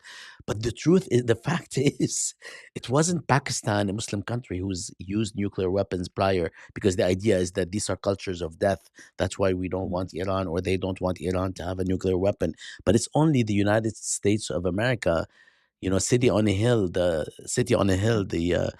beacon of freedom and so on, that has actually used them. And of course, there's a justification, but no other country is allowed to have justification, whether it's nuclear weapons or anything else. All right. This is a list of the 260 journalists plus actually killed in Israel attacks on Gaza. I don't know what to do with this. This is very hard to just even look at. Do you want to say something about journalists, or should we move on? I mean, I don't know what to say. Well, if you scroll up a bit, again, Amir, I think he puts it very well. One killed journalist might be a tragic accident. Two are undeniable attempts to intimidate journalists and suppress freedom of press. Over 260 dead journalists in 2.5 years is the work of the most ruthless terrorist organization. And basically, it's quite clear there's a campaign to systematically target and eliminate journalists. Okay, so let's move quickly to the US. We're gonna go quickly, or even quicker. $50 billion to kill little girls and raise gas prices, all in the service of Israel. Imagine how that money could have helped Americans. This is in response or in reference to a CBS News headline. U.S. officials say the Iran war's true cost is closer to 50 billion, double what the Pentagon revealed publicly on Wednesday. Coming out of CBS News, yani they're still like doing some journalism. That's not bad. The New Republic publishes this article. State Department openly admits Israel pushed us into Iran war.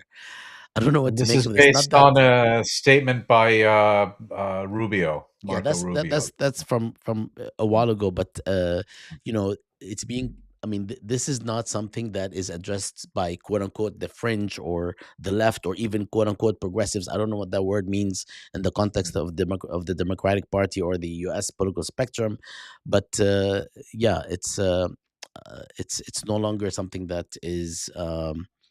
Like literally, it's no longer something that you have to argue for, or it's a claim that's being fortified and reinforced every moment that ceasefire seems to be breached. This is yours, Mine. Yes. This tweet actually upset a lot of people. So let me read it and then explain why. I think the US, supported by the international community, should demand ironclad guarantees from Tehran that Iran will not be the first state to introduce nuclear weapons into the Middle East. This should be a non-negotiable precondition for the repeal of sanctions. And a lot of people were very upset. Why would you say this? Israel already has nuclear Because weapons and so on. They misunderstood Yes. you, as I mean, usual. this is basically, I think many people who saw this tweet are unaware that in the 70s and 80s, whenever Israel would be challenged about its possession of nuclear weapons, its standard response was Israel will not be the first country to introduce nuclear weapons into the Middle East. So Israel has never admitted to having these weapons. The US has never officially confirmed that Israel has these weapons. So this tweet is essentially saying, well, this is a game others can play as well. And it should be good enough for Iran to just make the same statement that Israel does. you're just assuming too much sometimes about people's background knowledge. Uh, and that's fine. I mean, we're not going to stop what we're doing because you cannot cater to a certain level of historical background. And at the same time, you can't, blame everyone for not knowing all the Oh, of details. course, many people weren't around then or were and weren't interested in this issue. Fair enough. Yeah, but that's not the excuse that they weren't around then, right? It's like that cab driver that told me when I criticized some of the policies of Jamal Abdel Nasser, and he happened to be an Egyptian cab driver, and he asked me, "Were you an adult in the Have you 60s?" been? No, he said, no. He said, "Were you an adult in the 60s?" Because Uh, this is where I was critiquing some of the policies, especially regarding some of the people on the left and imprisonment and incarceration and so on. It's funny that he had like a religious symbol on his dashboard, uh, and I was gonna ask him, was he around when this religion that he had a symbol? I'm not gonna say which one, and people might guess the wrong one. I said, were you? I was gonna say, were you around a couple thousand years ago? Yani, معقول? Anyway, the moral panic. This is from Wonderwise. The moral panic over Hassan Piker's involvement with the Democratic Party is really about Palestine's growing influence in U.S. politics. While Israel supporters might want to ban him and Palestine from the discourse, they've already lost the fight. This yeah. is actually a huge kind of worms. I actually went into a quick deep dive into what's happening within the centrist or what is called sometimes the radical center of the Democratic Party. And it's remarkable how people are losing their minds over Hassan Piker. Uh, and Anyway, imagine if he would just say a few nice words about Israel, it would all would be forgiven and forgotten. Akid. Um, so Jonathan Pollard, a former U.S. Navy intelligence analyst who served 30 years in an American prison for spying for Israel, announced on Monday that he has decided to enter Israeli politics and run in the country's next election. And I wrote, awesome for Israel's view in America or views of Israel in America. I don't know what that, maybe that's not the best construction, but this is really, it's almost, Mouin, it's almost like every day. Those of us who are, who are nerds, who are just, glued to the news and the analysis and what's being written at all levels, social media and journal, publications that are of various varieties, as well as books and articles, including peer-reviewed articles. It's almost like every development or every other development is pushing those ratings. Let's talk about ratings now, not about policy, regarding Israel in the southern direction. Yep. This actually, speaking of, that, let's listen to this intervention at Rutgers University after Rutgers invited an Israeli soldier, and this is by a Jewish activist who shared that his mother told him about the Holocaust. Grandmother. So, a grandmother. IDF has killed over The IDF has killed over 70,000 Palestinians. The IDF has killed over 300 journalists. The IDF has targeted children. The IDF has killed over 1,700 healthcare workers. The IDF have targeted children. Heinrich Job, 6-year-old, was shot 335 times. 335 times. When my grandmother, my Jewish grandmother, told me about the Holocaust, she told me never again. This is not never again. Never again means never again for everybody. And if justice is real, then the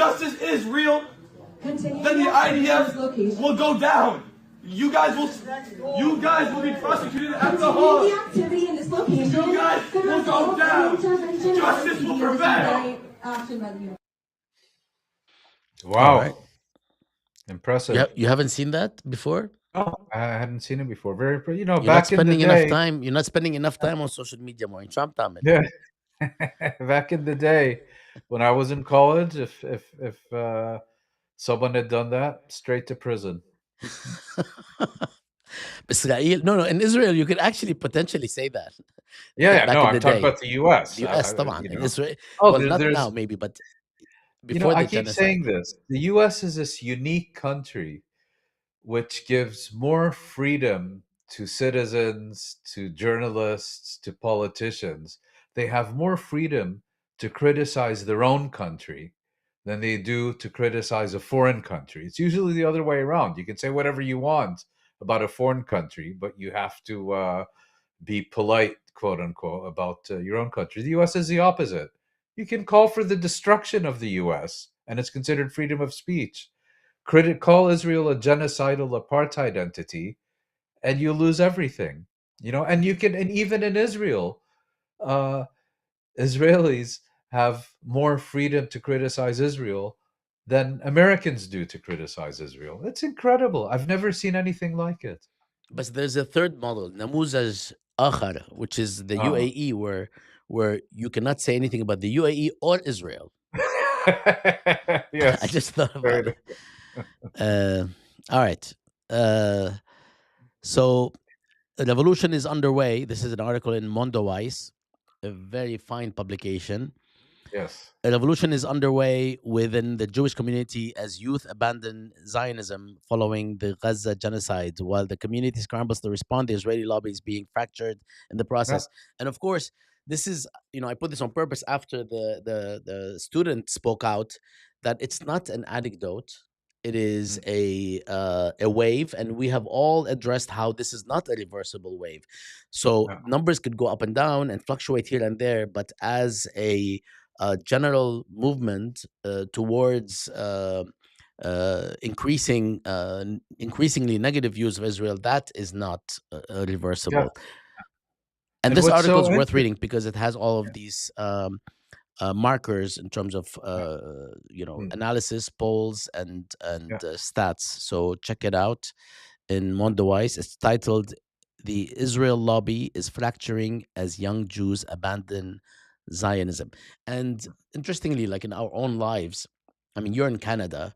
I don't know, it's probably similar, but here in the United States, you keep finding out just by interacting that this is a reality. And even throughout the period of the genocide, from the first month to the 24th or 36th, and now even more, we're like the 37th or 38th month, you see the same people who had certain views during the first month, about all sorts of things, about Hamas, about human shields, about terrorists, and so on.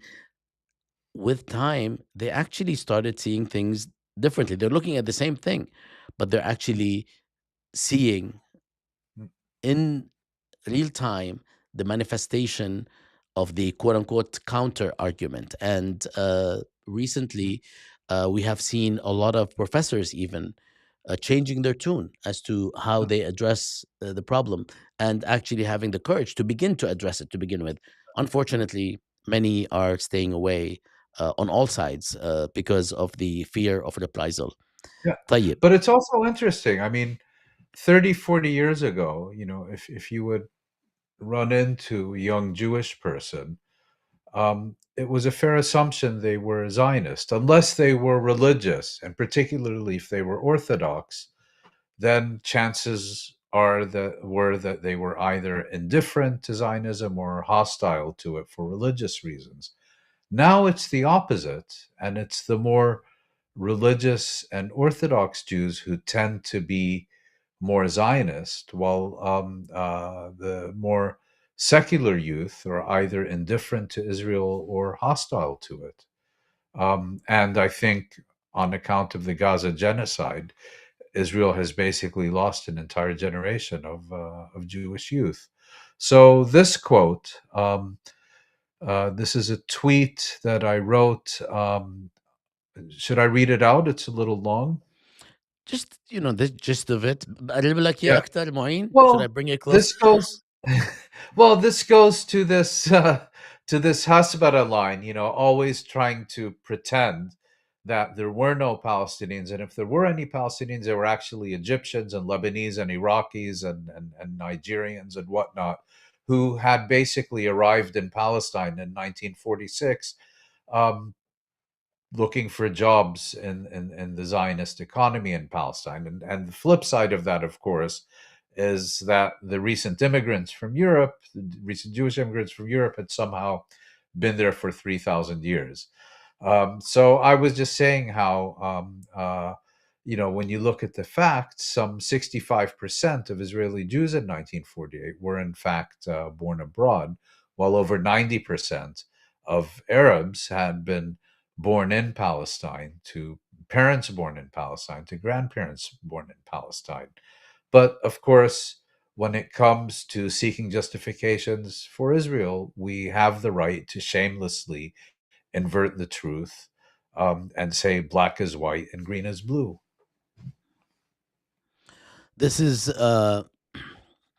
Trump's net worth has nearly tripled in his second term, reaching $6.5 billion. His administration is the most brazenly self enriching in American history.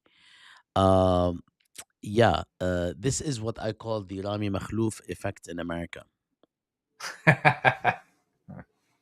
And maybe you should remind our viewers who Rami Makhlouf is. Oh, Rami Makhlouf is Bashar al Was. Assad's. He still is. Okay. Mehmet, he didn't die. No, none of them. Bashar al Assad's cousin, who actually siphoned off via the ruling regime under Bashar, a bit under Bashar's daddy, with his father and family, but under Bashar as a result of trying to encapsulate most of the capital within people that are loyal to the regime or super loyal, not just loyal, super loyal to the regime. He was basically in control or owned a very significant portion of the private sector assets. And of course, later, many years ago, after the uprising and so on, they parted ways and so on. It was messy. But basically, Rami Makhlouf was the symbol early on, the first few days of the uprising in the town of Dir'a in southern Syria, as people were calling for the end of corruption. And Rami Makhlouf was the symbol they were going for until, of course, things got really violent in terms of the putting down these protests. And then you had the dialectic, the back and forth, and so on. But Rami Makhlouf was at the center of the very early days of protests in Syria. Anyway, this is what I was sharing earlier. Not only is the damage to U.S. bases real, but the actual long-standing impact on host countries is yet to be fully revealed. That's my comment on majority of U.S. military sites in Middle East damaged by Iran. So this is an investigation by CNN that goes through every single base and addresses the extent of the damage. And this is, again, something that we will hear more about as time goes by, regardless of what you hear officially, right? And that's for obvious It reasons. was a very interesting report. Yeah. Yes. This is the United States condemns the pro-Hamas global Sumud flotilla. I'm surprised they didn't call it pro-ISIS. Depth of the depraved is my commentary. Unbelievable. Yeah, no, instead of condemning the Israeli attack and abduction of international activists, the United States condemned the global Sumud flotilla, claiming it's linked to Hamas. Of course, everything that you don't like is linked to Hamas. I'm going to start using this in my own relationships and describing it as a political effort undermining its policy plans. I mean, we're going to get to the Hasbara. I'm going to go quickly, Mouin, because we have a lot of Hasbara stuff. But, we're going to get to that. But no wonder, now that people in majorities, are seeing what's going on, every single iteration that tries to incriminate the other, which is usually the Palestinian side or supporters of Palestinian rights or Palestine's anything, no wonder it is actually further digging the grave of Israel's reputation in the United States, let alone other parts of the world. We're latecomers to human decency. Yeah. All right, and this is our wonderful Mark. The greatest threat to free speech in the West continues to be Israel First loyalists who, as a desperate response to skyrocketing contempt for Israel, are imposing all forms of censorship on Israel critics. Mark Levin now just says it openly, and this is, of course, from Glenn Greenwald. is problematic because first time things like this have happened, but it really is problematic because so much of it is protected. And you heard people say, don't you believe in the First Amendment? They don't even know what the First Amendment believes. Do you want to deplatform people? You know, the libs do that. I don't have any problem with deplatforming Nazis or jihadis. I don't have any problem with deplatforming them. What does that mean, deplatforming them? A government law? No. It means that X or Twitter or Facebook or Amazon with Twitch and so forth says, you know what? You're a lowlife. We're not paying, get off our platform. What's wrong with that? It's called private enterprise. I got no problem with that. What's wrong with that? طيب. طبعا, this is not worth commenting on. It's self-explanatory. I'm just, we're showing this because this is the preoccupation of tomorrow. Yeah. A complete 180 reversal of all sorts of things that supposedly these very people prided themselves on and prided the United States on, and so on. Lemoyne College president tells genocide survivor he cannot use the word genocide. This is a story about the statement. Musab, Jesus. Musab Abu Toha. A statement from Musab Abu Toha is in response to Lemoyne College presidential emails to students today. Do you want to say anything about this? No, it's just, I've started calling Zionism a totalitarian movement. It brooks absolutely no opposition. And if you cross the line of criticizing Israel, they'll come after you, your education, your family, your employer, your career. They won't even accept a children's drawing in a hospital. We had a famous case in London where they sent a whole team of lawyers after the hospital to take down these children's drawings because there was a Palestinian flag on one of them or something like that. They will accept no mention of Palestine or Palestinians because formally these don't exist. I mean, it's pure totalitarianism.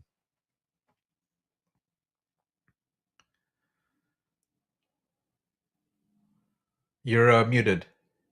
This is part of the post. President Linda Lemura, without naming him, wrote that the words caused real hurt to Jewish students and implied its use was incompatible with the college's commitment to inclusion. I Well, mean, commitment to inclusion. I'm sure there are German students who had parents or grandparents in the SS who would be hurt by references to the Holocaust. Yeah, So what? I mean, it's truly unfathomable. And then this question of hurt, right? There's actually a meme about it that's gonna come up in a few minutes. Let's move on. So this is basically Donald Trump sharing that Iran has just informed us that they are in a state of collapse. They want us to open the Hormuz Strait as soon as possible as they try to figure out their leadership situation, which I believe they will be able to. Thank you. And then he says, "Thank you for your attention to this matter." My comment is, it's beyond lies now. It's unbelievable. It's beyond lies now. It's almost MDRA, make delusion real again. Also, imagine the Iranians' message. Like, if the Iranians are actually telling Trump that they are actually in a state of collapse, they informed me, he says, or informed us they are in a state of collapse. So that would be the quote from the Iranians. Hey, President Trump, yeah, we're falling apart here. Please help us. Yeah. We're falling apart here. Just wanted you to take note, given it takes a ton of evidence to convince you we're not doing so well. So, yeah, we're just going to categorically confess. And also, our leadership situation is a mess, contrary to your propaganda. The problem is, the U.S. is basically a personality cult. It's a Trump personality cult. And anyone with a brain can see this guy has absolutely no idea what he's doing. He doesn't have a strategy. He doesn't have a policy. He's just making contradictory statements 24/7. And then you see you read in the papers or you see on TV all these serious people explaining to you what Trump is seeking to achieve, what his strategy is, what his policy is. It's so laughable.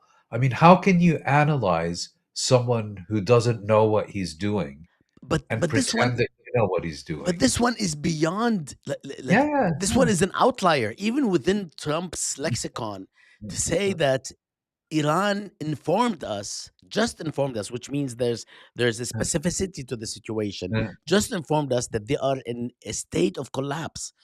ما بعرف.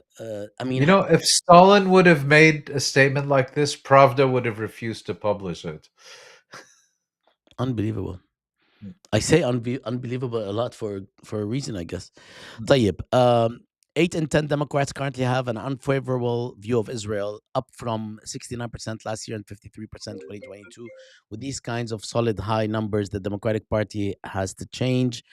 This is from Pew Research, blah, blah, blah. It's just an ongoing decline.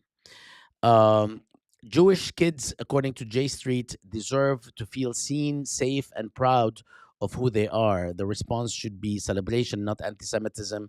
And this is in reference to the appearance on Sesame Street, which actually celebrates Jewish American Heritage Month, which is all, that's fucking awesome. Whatever. I mean, celebrate everybody. The problem is, according to my post, I'm quoting myself, I've become like Thomas Friedman.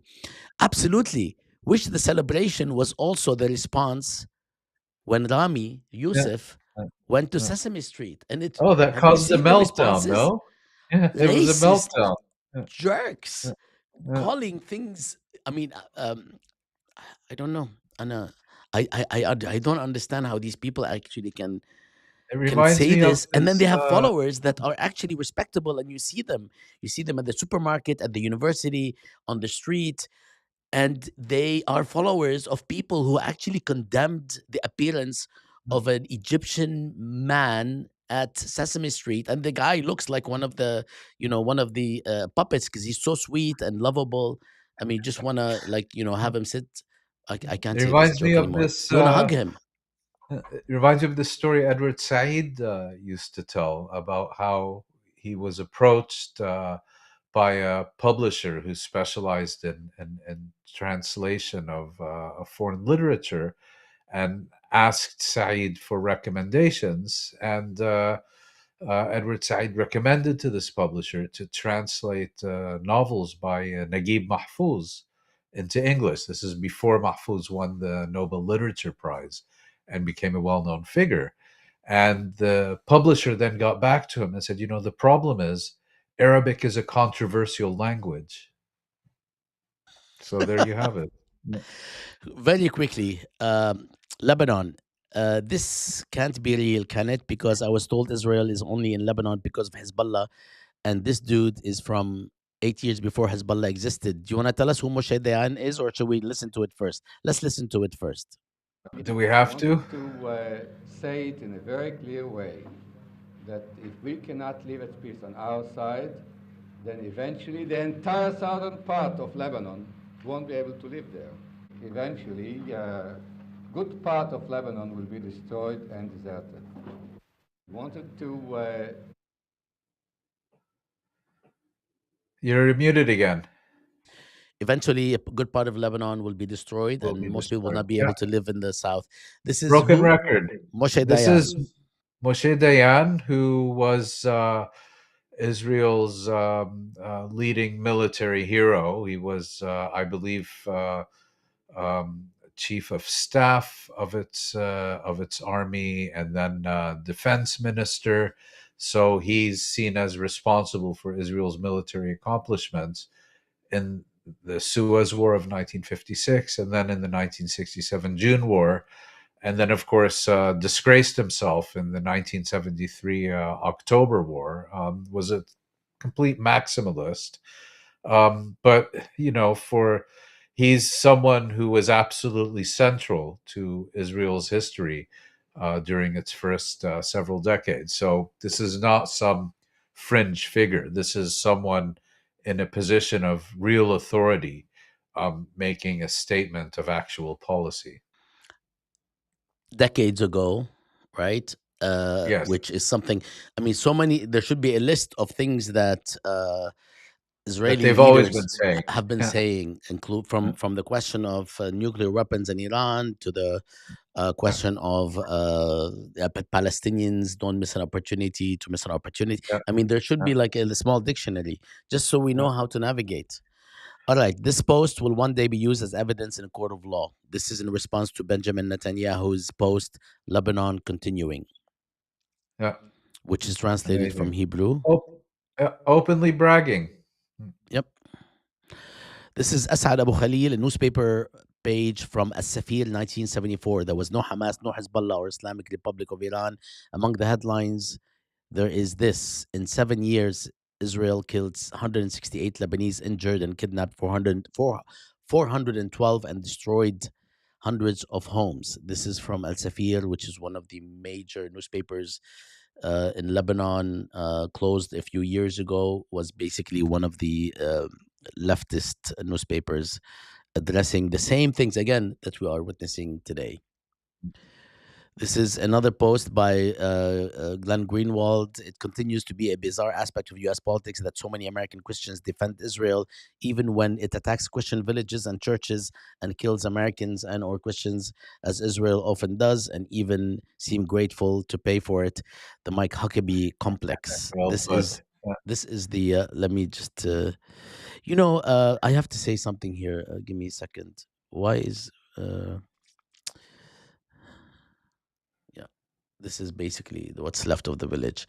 I just want to say that, like in Iraq, when churches were attacked or when Christians were attacked, and a lot of people would make a big deal out of it because they're Christians. There are two things. First of all, people make a big deal out of it because they assume that perhaps empathy would work to affect people's opinions of Israel's, or in the other case, the United States. Brutal invasions, bombing, barbarism, and what have you. But the reality is that these still constitute a minority of all kinds of bombings and killing and devastation that we have observed. So they are inflated in the media because of this connection to presumably how people might react if they see that Christians are also being targeted, and also because Israel uses this as part of its propaganda to say that they protect Christians as opposed to others. Yeah. And we will see a couple of things where we The are. only Christian state in the Middle East, Israel. It's coming, Jay, in a minute. When Hezbollah fired rockets at Israel on March 2nd, 2 days after Israel and the United States launched a war in Iran, the resulting Israeli operation to destroy the group quickly became a mission to flatten swaths of Lebanon. These are the satellite images revealing the scale of Israeli destruction in Lebanon. It's really unbelievable, by the way. If you look Nothing at these, left. Not a single stone left standing. Yeah. Imagine razed to the ground, like what was it, Carthage in the Roman in the Punic Wars. Imagine this is in Israel proper, 48. Imagine this is somewhere in the United States or in Europe. This picture alone will basically cause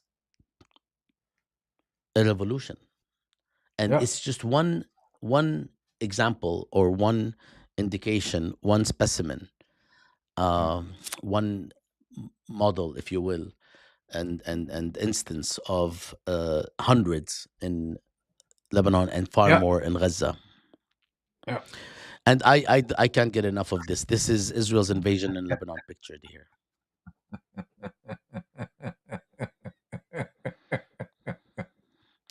It's a good one.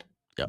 All right. Gaza, we don't have much time, so we'll go through this a bit quickly. A new Gaza Humanitarian Foundation whistleblower, David McIntosh, a contractor with Safe Reach Solutions, says he saw Israeli soldiers regularly use lethal force against unarmed aid seekers, including a 12-year-old boy who they shot and killed, and likely killed. The report from Rana Natur. Why does she have an H in her name? The No report idea. from Rana Natur adds to claims from groups like Doctors Without Borders and whistleblower Anthony Aguilar that GHF sites were militarized and extremely deadly for Gaza's citizens. This is a very important and revealing report, by the way. We will have these links available if you'd like to look at them.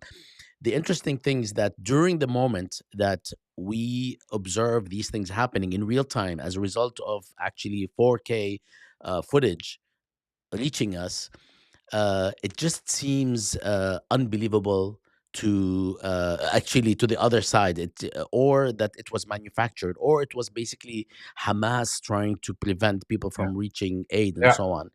Yeah. Now, when it actually becomes almost, I mean, not completely, but almost a given that this actually happened, there's no outrage. Yeah. Yeah. All right. Gaza, human development. This is a United Nations report. Human development set back 77 years as recovery costs rise to $71 billion. It's not the money, it's not the cost in dollar amount, but it's the decades Yeah. that development The is set impact. back. Yeah. I'm a genocide scholar and I approve this message. This is basically a response to people saying that what happened in Gaza is genocide, and all genocide scholars approve, or most genocide scholars approve that this is a genocide. Some people, there is a flurry of quote unquote people who say, I'm a genocide scholar and I approve the message that I'm a genocide scholar and Israel is not committing one. Basically, this is something that has been circulating. And my quick comment is, I Well, think the Cox word, is most definitely not a yeah, genocide scholar any more than the guy he's I mean, yeah, responding. but irrespective, but I think the word, which is the tweet here, the word these folks are looking for is supporter, not genocide Yes. scholar. I'm a genocide supporter. I think there's Yes. a typo in most of these tweets. Um, Israel has created more child amputees than any other entity in the entire 300,000-year history of human life on planet Earth. The number of child amputees is so staggering and Yeah. off the charts, compared not just to this or that war, but so many of the wars combined, and Yeah. it still exceeds those numbers. Yeah. I don't know how. I mean, yeah, I'm not going to get into this. The idea that how long will it take us to really absorb the magnitude of the devastation and the slaughter. Yeah. I'm not sure if Yeah. It's unfathomable. finally, this is a piece of good news. Omar Hamad, who actually is somebody that I've spoken with a couple of times, and we're still in touch, and we will be having him. I keep saying, but he's in Gaza, so I'm not going to put any pressure on him. Basically started the first library in Yeah. Gaza. Yeah. And these are the pictures of the library. Of course, one of the books were criticized by an observer from, I think, the Foundation for the Defense of Democracies, because of the content, as if libraries don't have all kinds of books, whether we like the content or not. I think a proper library will only have FDD publications. Yeah. So this is really remarkable, and I'm not sure how they were able to preserve these books. So this is the opening of the library, and it's really something. First library to be built during the genocide in Gaza. All right, we're moving Good. to the final section. Okay, so we're gonna do a rapid fire here. Clash report. This is the Hasbara section. Is it Yeah. Hasbara or Hasbara? It's Hasbara. Bilha? Kuzbara. Yeah. But is it bilha or bilha? It's with a ha. Ha. Okay. Yeah. Hasbara. Israel is ramping up propaganda, spending to $730 million in 2026, a five-fold jump from 2025 to counter global backlash.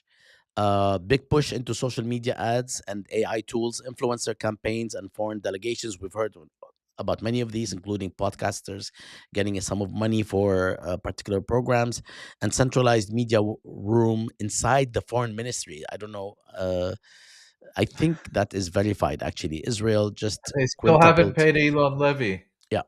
So this is what I mean. What we are witnessing is this attempt to deal with the for a supporter of the genocidal state to deal with the unending support of a Palestinian cause or critique of Israel's ways. Because let's face it, right? The critique of Israel is not coming always from the right place, right? Yeah. So it's not that we support everyone that critiques Israel. We support the critique because of what Israel is doing, but not necessarily every single person or movement and so on. But that's immaterial. What's important is that there is a disbelief, and I've seen it. I mean, almost firsthand. I can't address some of these anecdotes, but you are already seeing, starting actually last week, you're already seeing, if you go to your feed on X, I'm not sure about Instagram because I'm not under 25, but on X you are seeing a slew of additional posts. Like arithmetically, it's a lot more posts that actually are telling Israel's narrative, including the question of genocide and so on. So we are already seeing that. I'm not sure how far this will go. Next, Muhammad Al-Kurd here addresses the story by Dropsat News about the top This was an content important producers story. linked to the Canary mission. The main writers and doctors behind Canary mission has been identified as Elihu David Stone, Yehuda HaKohen, Abigail Bornstein, Haron Dickel, and Alexander Malbin Duncan, all American Israelis, dual citizenship. And I must say, I'm sure you are on Canary Mission. I am on there several times, including a couple of years back.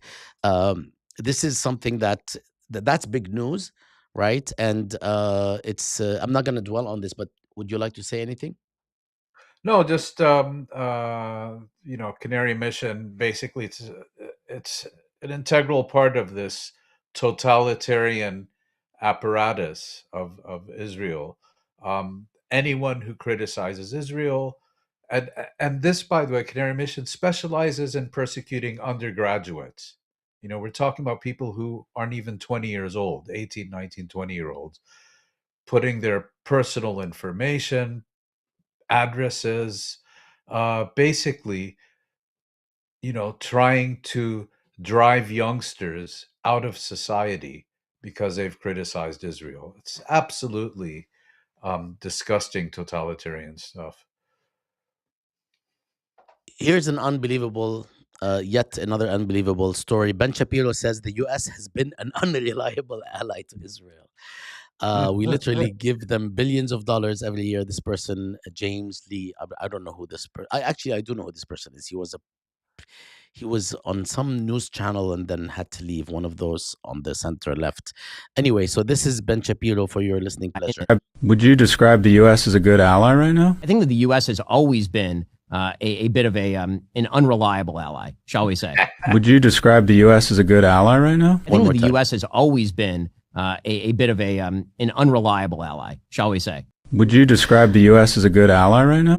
The interesting thing is that he's saying it's an unreliable ally. He's not saying to the United States. He's speaking as like an Israeli.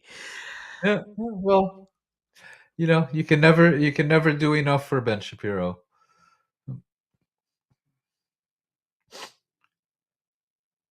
You're muted again. He's having some trouble now. If you want to send some donations to his Daily Wire. Israeli newspaper Maariv in 1984. Khomeini's atomic bomb is entering the final stages of production with German assistance. مش معقول. Someone else on social media. Isn't Maariv the more quote unquote liberal? Or am I'm I trying to wrong? remember if it's Ma'arif is the one associated with the Israeli Labor Union or if it's Yeah, privately owned. I can't that's what I thought. remember. طيب, all good. Um, this is what I wrote. What has become of Hasbara? This is just, it's ubiquitous. It's not just this post. So this person writes, the more they lie about Israel, the more I pick up my Bible. The more I pick up my Bible, the more I feel the need to defend the truth, and the more I realize what time it is. I don't I know don't what even that. understand that. ولا أنا ما فهمت شيء. The point, I didn't get anything. I'm translating just in case people accuse me of saying something that's, we live in America, the land of the free. So the reason I'm highlighting this is because you're finding literally hundreds of posts that are like that. I mean, I know that there are bots, but then if you go to the actual account, it's a lot of them are not bots. It's just people that are somehow, making these arguments because they are in a situation where, for the first time in their lives, some of these people actually joined in 2009, 2011. So they're clearly not recent accounts.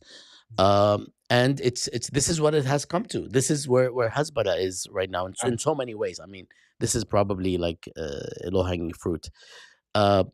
Daniel Seidman, in 1948, the Christian population of Jerusalem numbered 31,000, approximately 19% of the population.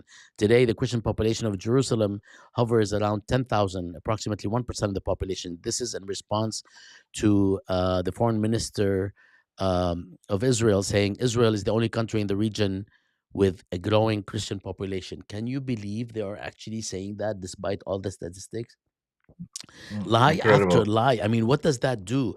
I almost want to shield our students from this, not because I want to protect Israel, but basically there is this unbelievable syndrome, right? And it Yeah. happens. And it happens, by the way, when they are speaking out. Israelis are speaking out to the world, perhaps more than internally. Mark Levin saying it's bullshit that Megyn Kelly is what she's criticizing. She's saying on Piers Morgan, and I can't believe we're like even quoting or talking about Megyn Kelly for obvious reasons, having to do with a lot of her seriously problematic, offensive, racist things Say that the she said. least. It's morphed, she says, it's morphed into that Israel has a biblical right to your support for whatever part of the Middle East they want to occupy. It's really something that is worth listening to, actually, because it represents When you've lost Megyn Kelly. a large portion of the American public. People who are very pro-Israel, like Levin, like the folks over at Commentary Magazine, who for a very long time now have been trying to conflate anti-Zionism is anti-Semitism. And then a debate unfolded about what is anti-Zionism? Because many of us thought it was, do you believe that Israel, is a country, like they deserve to have a place to live? It's kind of morphed into more like they have a biblical right to your support for whatever portion of the Middle East they want to occupy. And if you define it that way, which I think Tucker does, more and more people are like, well, I'm out. I'm not saying that. They don't have a right to dominate the Middle East, and they don't have a right to be in those particular borders any more than the United States has a right to be in its particular borders. Over the course of hundreds of years, these things change. There's not a biblical right that I need to support as a Christian. But it has been the most ardently pro-Israel people, like the Commentary Magazine people, like Mark Levin, who have been trying to intentionally make that conflation. And it's just not true. You go on your show regularly and criticize your government and the... Anyway, yeah, I mean, it's worth just talking about that phenomena, and it's also important for us to recognize that even though some of these claims are correct, the conflation is actually, in my view, racist, right, between anti-Zionism and anti-Semitism, and it's something that Israel practices, which is anti-Semitism more than anyone else, because they are speaking or pretend or present themselves as speaking on behalf of all Jews, and then they commit genocide and so on, which is the most heinous version of anti-Semitism. In all cases, it's also important to recognize the extent to which a lot of these claims and critics who are in those instances, not all of them, but in many instances, saying the correct thing, are not necessarily your friend.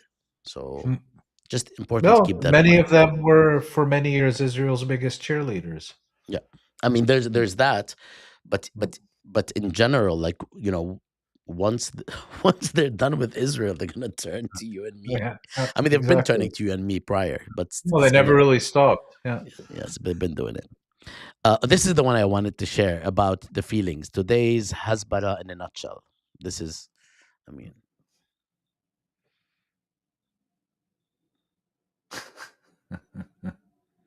I may be committing genocide. That's Israel speaking, but you were mean, and that's worse.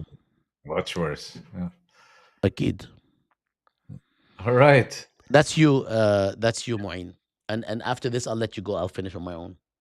All right. Repeat after me. An Arab family born in Palestine and whose ancestors have lived in Palestine for as long as can be remembered are foreigners, but a Jewish family born in Europe and whose ancestors have lived in Europe for as long as can be remembered is from the Middle East. This whole idea that Palestinians are foreigners in their own homeland, but those who immigrated within the last century are somehow indigenous to it for the last 3,000 years.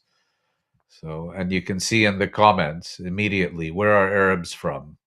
So this whole, what is it? Arabs are from Arabia, Jews are from Judea. Yeah. So, someone living in Los Angeles or Seattle is really from Hebron. Tayyip, You're Mouin, muted again. I know you gotta run. There's a whole bunch, quite a few other things. I'll go through them very quickly, but I know you have to go. We actually ran over. We always run over. I don't think anybody's watching anymore, but it doesn't matter because this can be watched later. Actually, there are people right. watching. Okay, Mouin, thank you so much. Good talking to you. Bye. Habibi. All right, now that we're done with this guy, next. So this person actually erased their post. Um, they were denying that Ben Gurion has said things about evacuating and expelling the Arabs as just irrational consequence of what the movement was doing in Palestine. And I wrote, this is the first person, and then I wrote, okay, there's more, who actually denies the work of Israeli Zionist historians who quote the exact opposite from Ben Gurion. I'm telling you, this is the end of days for the racist Zionists. Pardon the redundancy. It has come to this. The actual historical record presented by Israelis themselves and available publicly for all to see is now being denied because it is so embarrassing, not to mention racist and criminal. And I say keep it up because it's something that is actually moving the needle on Israel's crimes and views of it.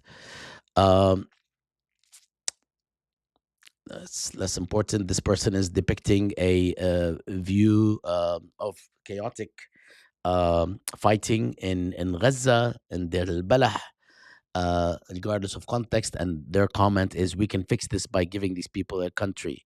This is a sarcastic comment to which I wrote, or okay, or maybe have the Jewish state Israel continue with this genocide. So it's basically a way to camouflage what's happening. Israel supporters are so desperate amid the titanic waves of humanity, including U.S. public, against Israel's crime that they are scooping crumbs against detractors.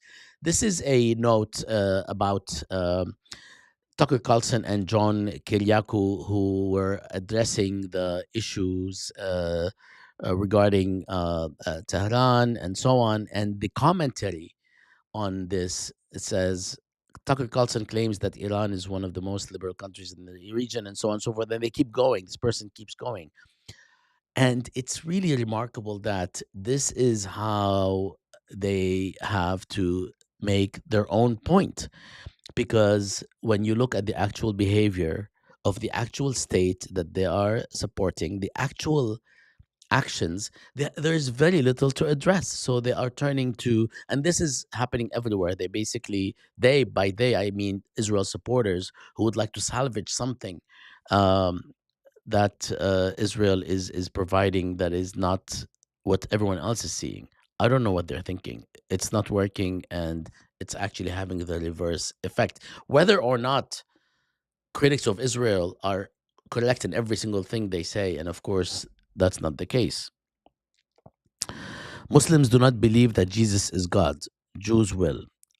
Yeah, this person is also part of the Hasbara Symphony. And the responses to this person are very interesting, including that no, somebody says, actually, no, that's not the case. Somebody's actually Judaism. Well, that's reader's context. Judaism teaches Jesus is not God, actually, the Messiah or divine, as this contradicts strict monotheism and unfulfilled messianic prophecies. So yeah, I mean, that's how far things are going, and this is not an outlier, right? If you actually do a semi-systematic search for things on either of these any of these topics, you'll see, especially recently, an uptick in these arguments. Whatever the merits, you see an uptick in these arguments. This is a Israeli minister, Ben Gvir's English translator says Nick Fuentes is right about everything he claims Israel is planning to do, and he says, well, he's right, except that he thinks it's okay, and he's claiming that, or saying that Nick is saying it's not okay. So the quote from this person is, "You're saying all this as if it's a bad thing. It's not a bad thing. It's God's plan. It's the historical plan. And Israel has every right to extend its defense to the Arab countries and across this region." In other words, racists on all sides are meeting, right? The racism of this person is meeting the racism of Nick. Yep. We'll skip this. Ben Gurion called me in and said, this is somebody who's quoting, I can't keep a straight face, who's quoting Golda Meir, who said Palestinians don't exist. There's no Palestine. Quoting her saying, Ben Gurion called me in and said, I want you to go to Haifa at once and see to it that the Arabs who remain in Haifa are treated properly. I also want you to try to persuade those Arabs on the beach to come back. My God. Is this real? There is, and my response is, there is a reason Hasbara has turned Israel's reputation into mud, even among liberal Zionists. This post encapsulates Israel's slow demise, if these are the people who are supporting it and defending it. This is a very important Double Down News whole mini doc on the main cause of anti-Semitism is the fact that the Israeli state claims to represent all Jews and is committing a genocide in Gaza in the name of all Jews. It's actually something that is worthwhile to listen to and see the citations and documentation. This is about 15 minutes. There's no way I can run it right now. And this is by Mark Etkind, son of a Holocaust survivor, who is addressing these matters. We can listen to just a minute. If Western governments are actively supporting a genocide, which is live streamed every day, after 2 years, it is hardly surprising that some highly disturbed individuals might react to that by doing something as disgusting and outrageous as the attack in Manchester. The main cause of anti-Semitism at the moment in the world today is the fact that the Israeli state claims to represent all Jews and is committing a genocide in Gaza in the name of all Jews. Israel has the Star of David on its tanks, on its planes, while it is killing women and children in Gaza. It's stirring up anti-Semitism all the time. But as the son of a Holocaust survivor, I do know something about anti-Semitism, and I take it very, very seriously. I think it's so important that Jewish people speak out against what Israel is doing. Jews can be identified with a genocide, and this is something extremely disturbing and upsetting to me, and I don't think I'm the only person with a Jewish background who feels like that. To be part of a community which is identified as being perpetrators of a genocide is just the worst thing that could happen. And Jewish people across the world have to do all they can to oppose what Israel is doing, mostly to stop the killing in Gaza and elsewhere, but also to save Jews from the guilt and the shame and the horror of what this will mean if Israel continues to get away with it. It is understandable that many people within the Jewish community do believe that the anti-Semitic attack in Manchester was in part caused by the pro-Palestine protests. The reason they believe that is because the unelected leadership of the Jewish community and their newspapers, the Jewish Chronicle, for instance, claim that all the time. It's not because it's true. Unfortunately, a lot of people within the Jewish community have to realize they're being systematically lied to by people in power, by politicians, and by journalists. Traditionally, Jewish people knew they were being systematically lied to because for centuries the establishment was anti-Semitic and came out with all sorts of nonsense, and Jewish people, being alienated from the rest of society, were able to see things more objectively. This is why some of the greatest thinkers in history have been Jewish, such as Karl Marx, Freud, Einstein and others, and we need to bring back that critical understanding back into Jewish communities as we had in the past. We need to recognize that the unjust demonization of Israel spills over and contributes to an anti-Jewish tone in this country and also encourages extremism. If the chief rabbi and other official leaders of the Jewish community wanted to significantly reduce anti-Semitism, they should make it very clear that Jewish people in Britain, on the whole, simply do not support the atrocities and massacres in Gaza. That wouldn't end anti-Semitism, I concede that, but it would significantly reduce it. The fact that the leaders of the official Jewish community don't even dream about saying such things, I think is very, very worrying. All right. That's self-explanatory. Next, well, this is Mouin. I'm not gonna.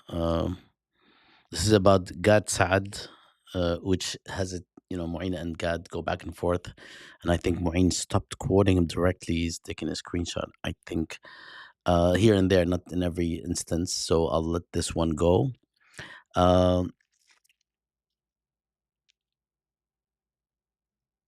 Next, according to Hezbollah, that's also Mouin. According to Hezbollah logic, anyone opposed to the U.S. war on Iran is motivated by hatred of white people.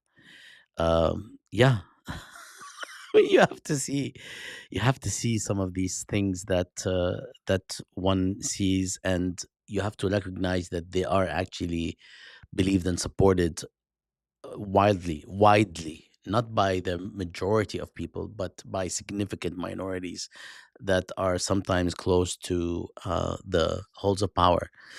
This is another one by Mouin. Why did Mouin leave? I will not speak for him. Imagine if everyone who purchased property treated the transaction as a license to declare sovereignty. This is in response to my great-grandparents bought empty land from a Syrian merchant 100 years ago and built a kibbutz themselves. I don't owe you a fucking thing, Pali. Yeah. Ahlan wa sahlan. All right. So we are going to simply finish with a couple of, that's it, two more on Germany. German foreign minister says Israel has every right to be in South Lebanon. Wallah, I didn't know. German foreign minister says Israel has every right to be in South Lebanon, but warns of damages of war. Thank you, Habibi, for warning for damages of war. This is a comment by Glenn Deason. Germany's foreign minister says Israel has every right to be in South Lebanon. Germany will still not shy away from lecturing other countries about international law and human rights. All right. Second is also by Glenn, recognizing the reality that the war against Iran was a failure, that the proxy war against Russia has been lost, and that the economic war against China has backfired, is smeared and censored in decadent Europe as being pro-Iran, pro-Russia, and pro-China. So I'll leave it at that. This is just our way of addressing Europe. And then finally, There's this person, Colin Brazier. Islamic voters believe Gaza is a bigger issue than the economy. And my comment is, well, this headline is a bad start for the supposed noble inquiry into what voters that are Muslim, who are Muslim, believe. A genocide is indeed a far bigger issue than the economy, especially when that fucking economy supported it. And with this, gentle and polite language, I would like to end this broadcast. We've been here since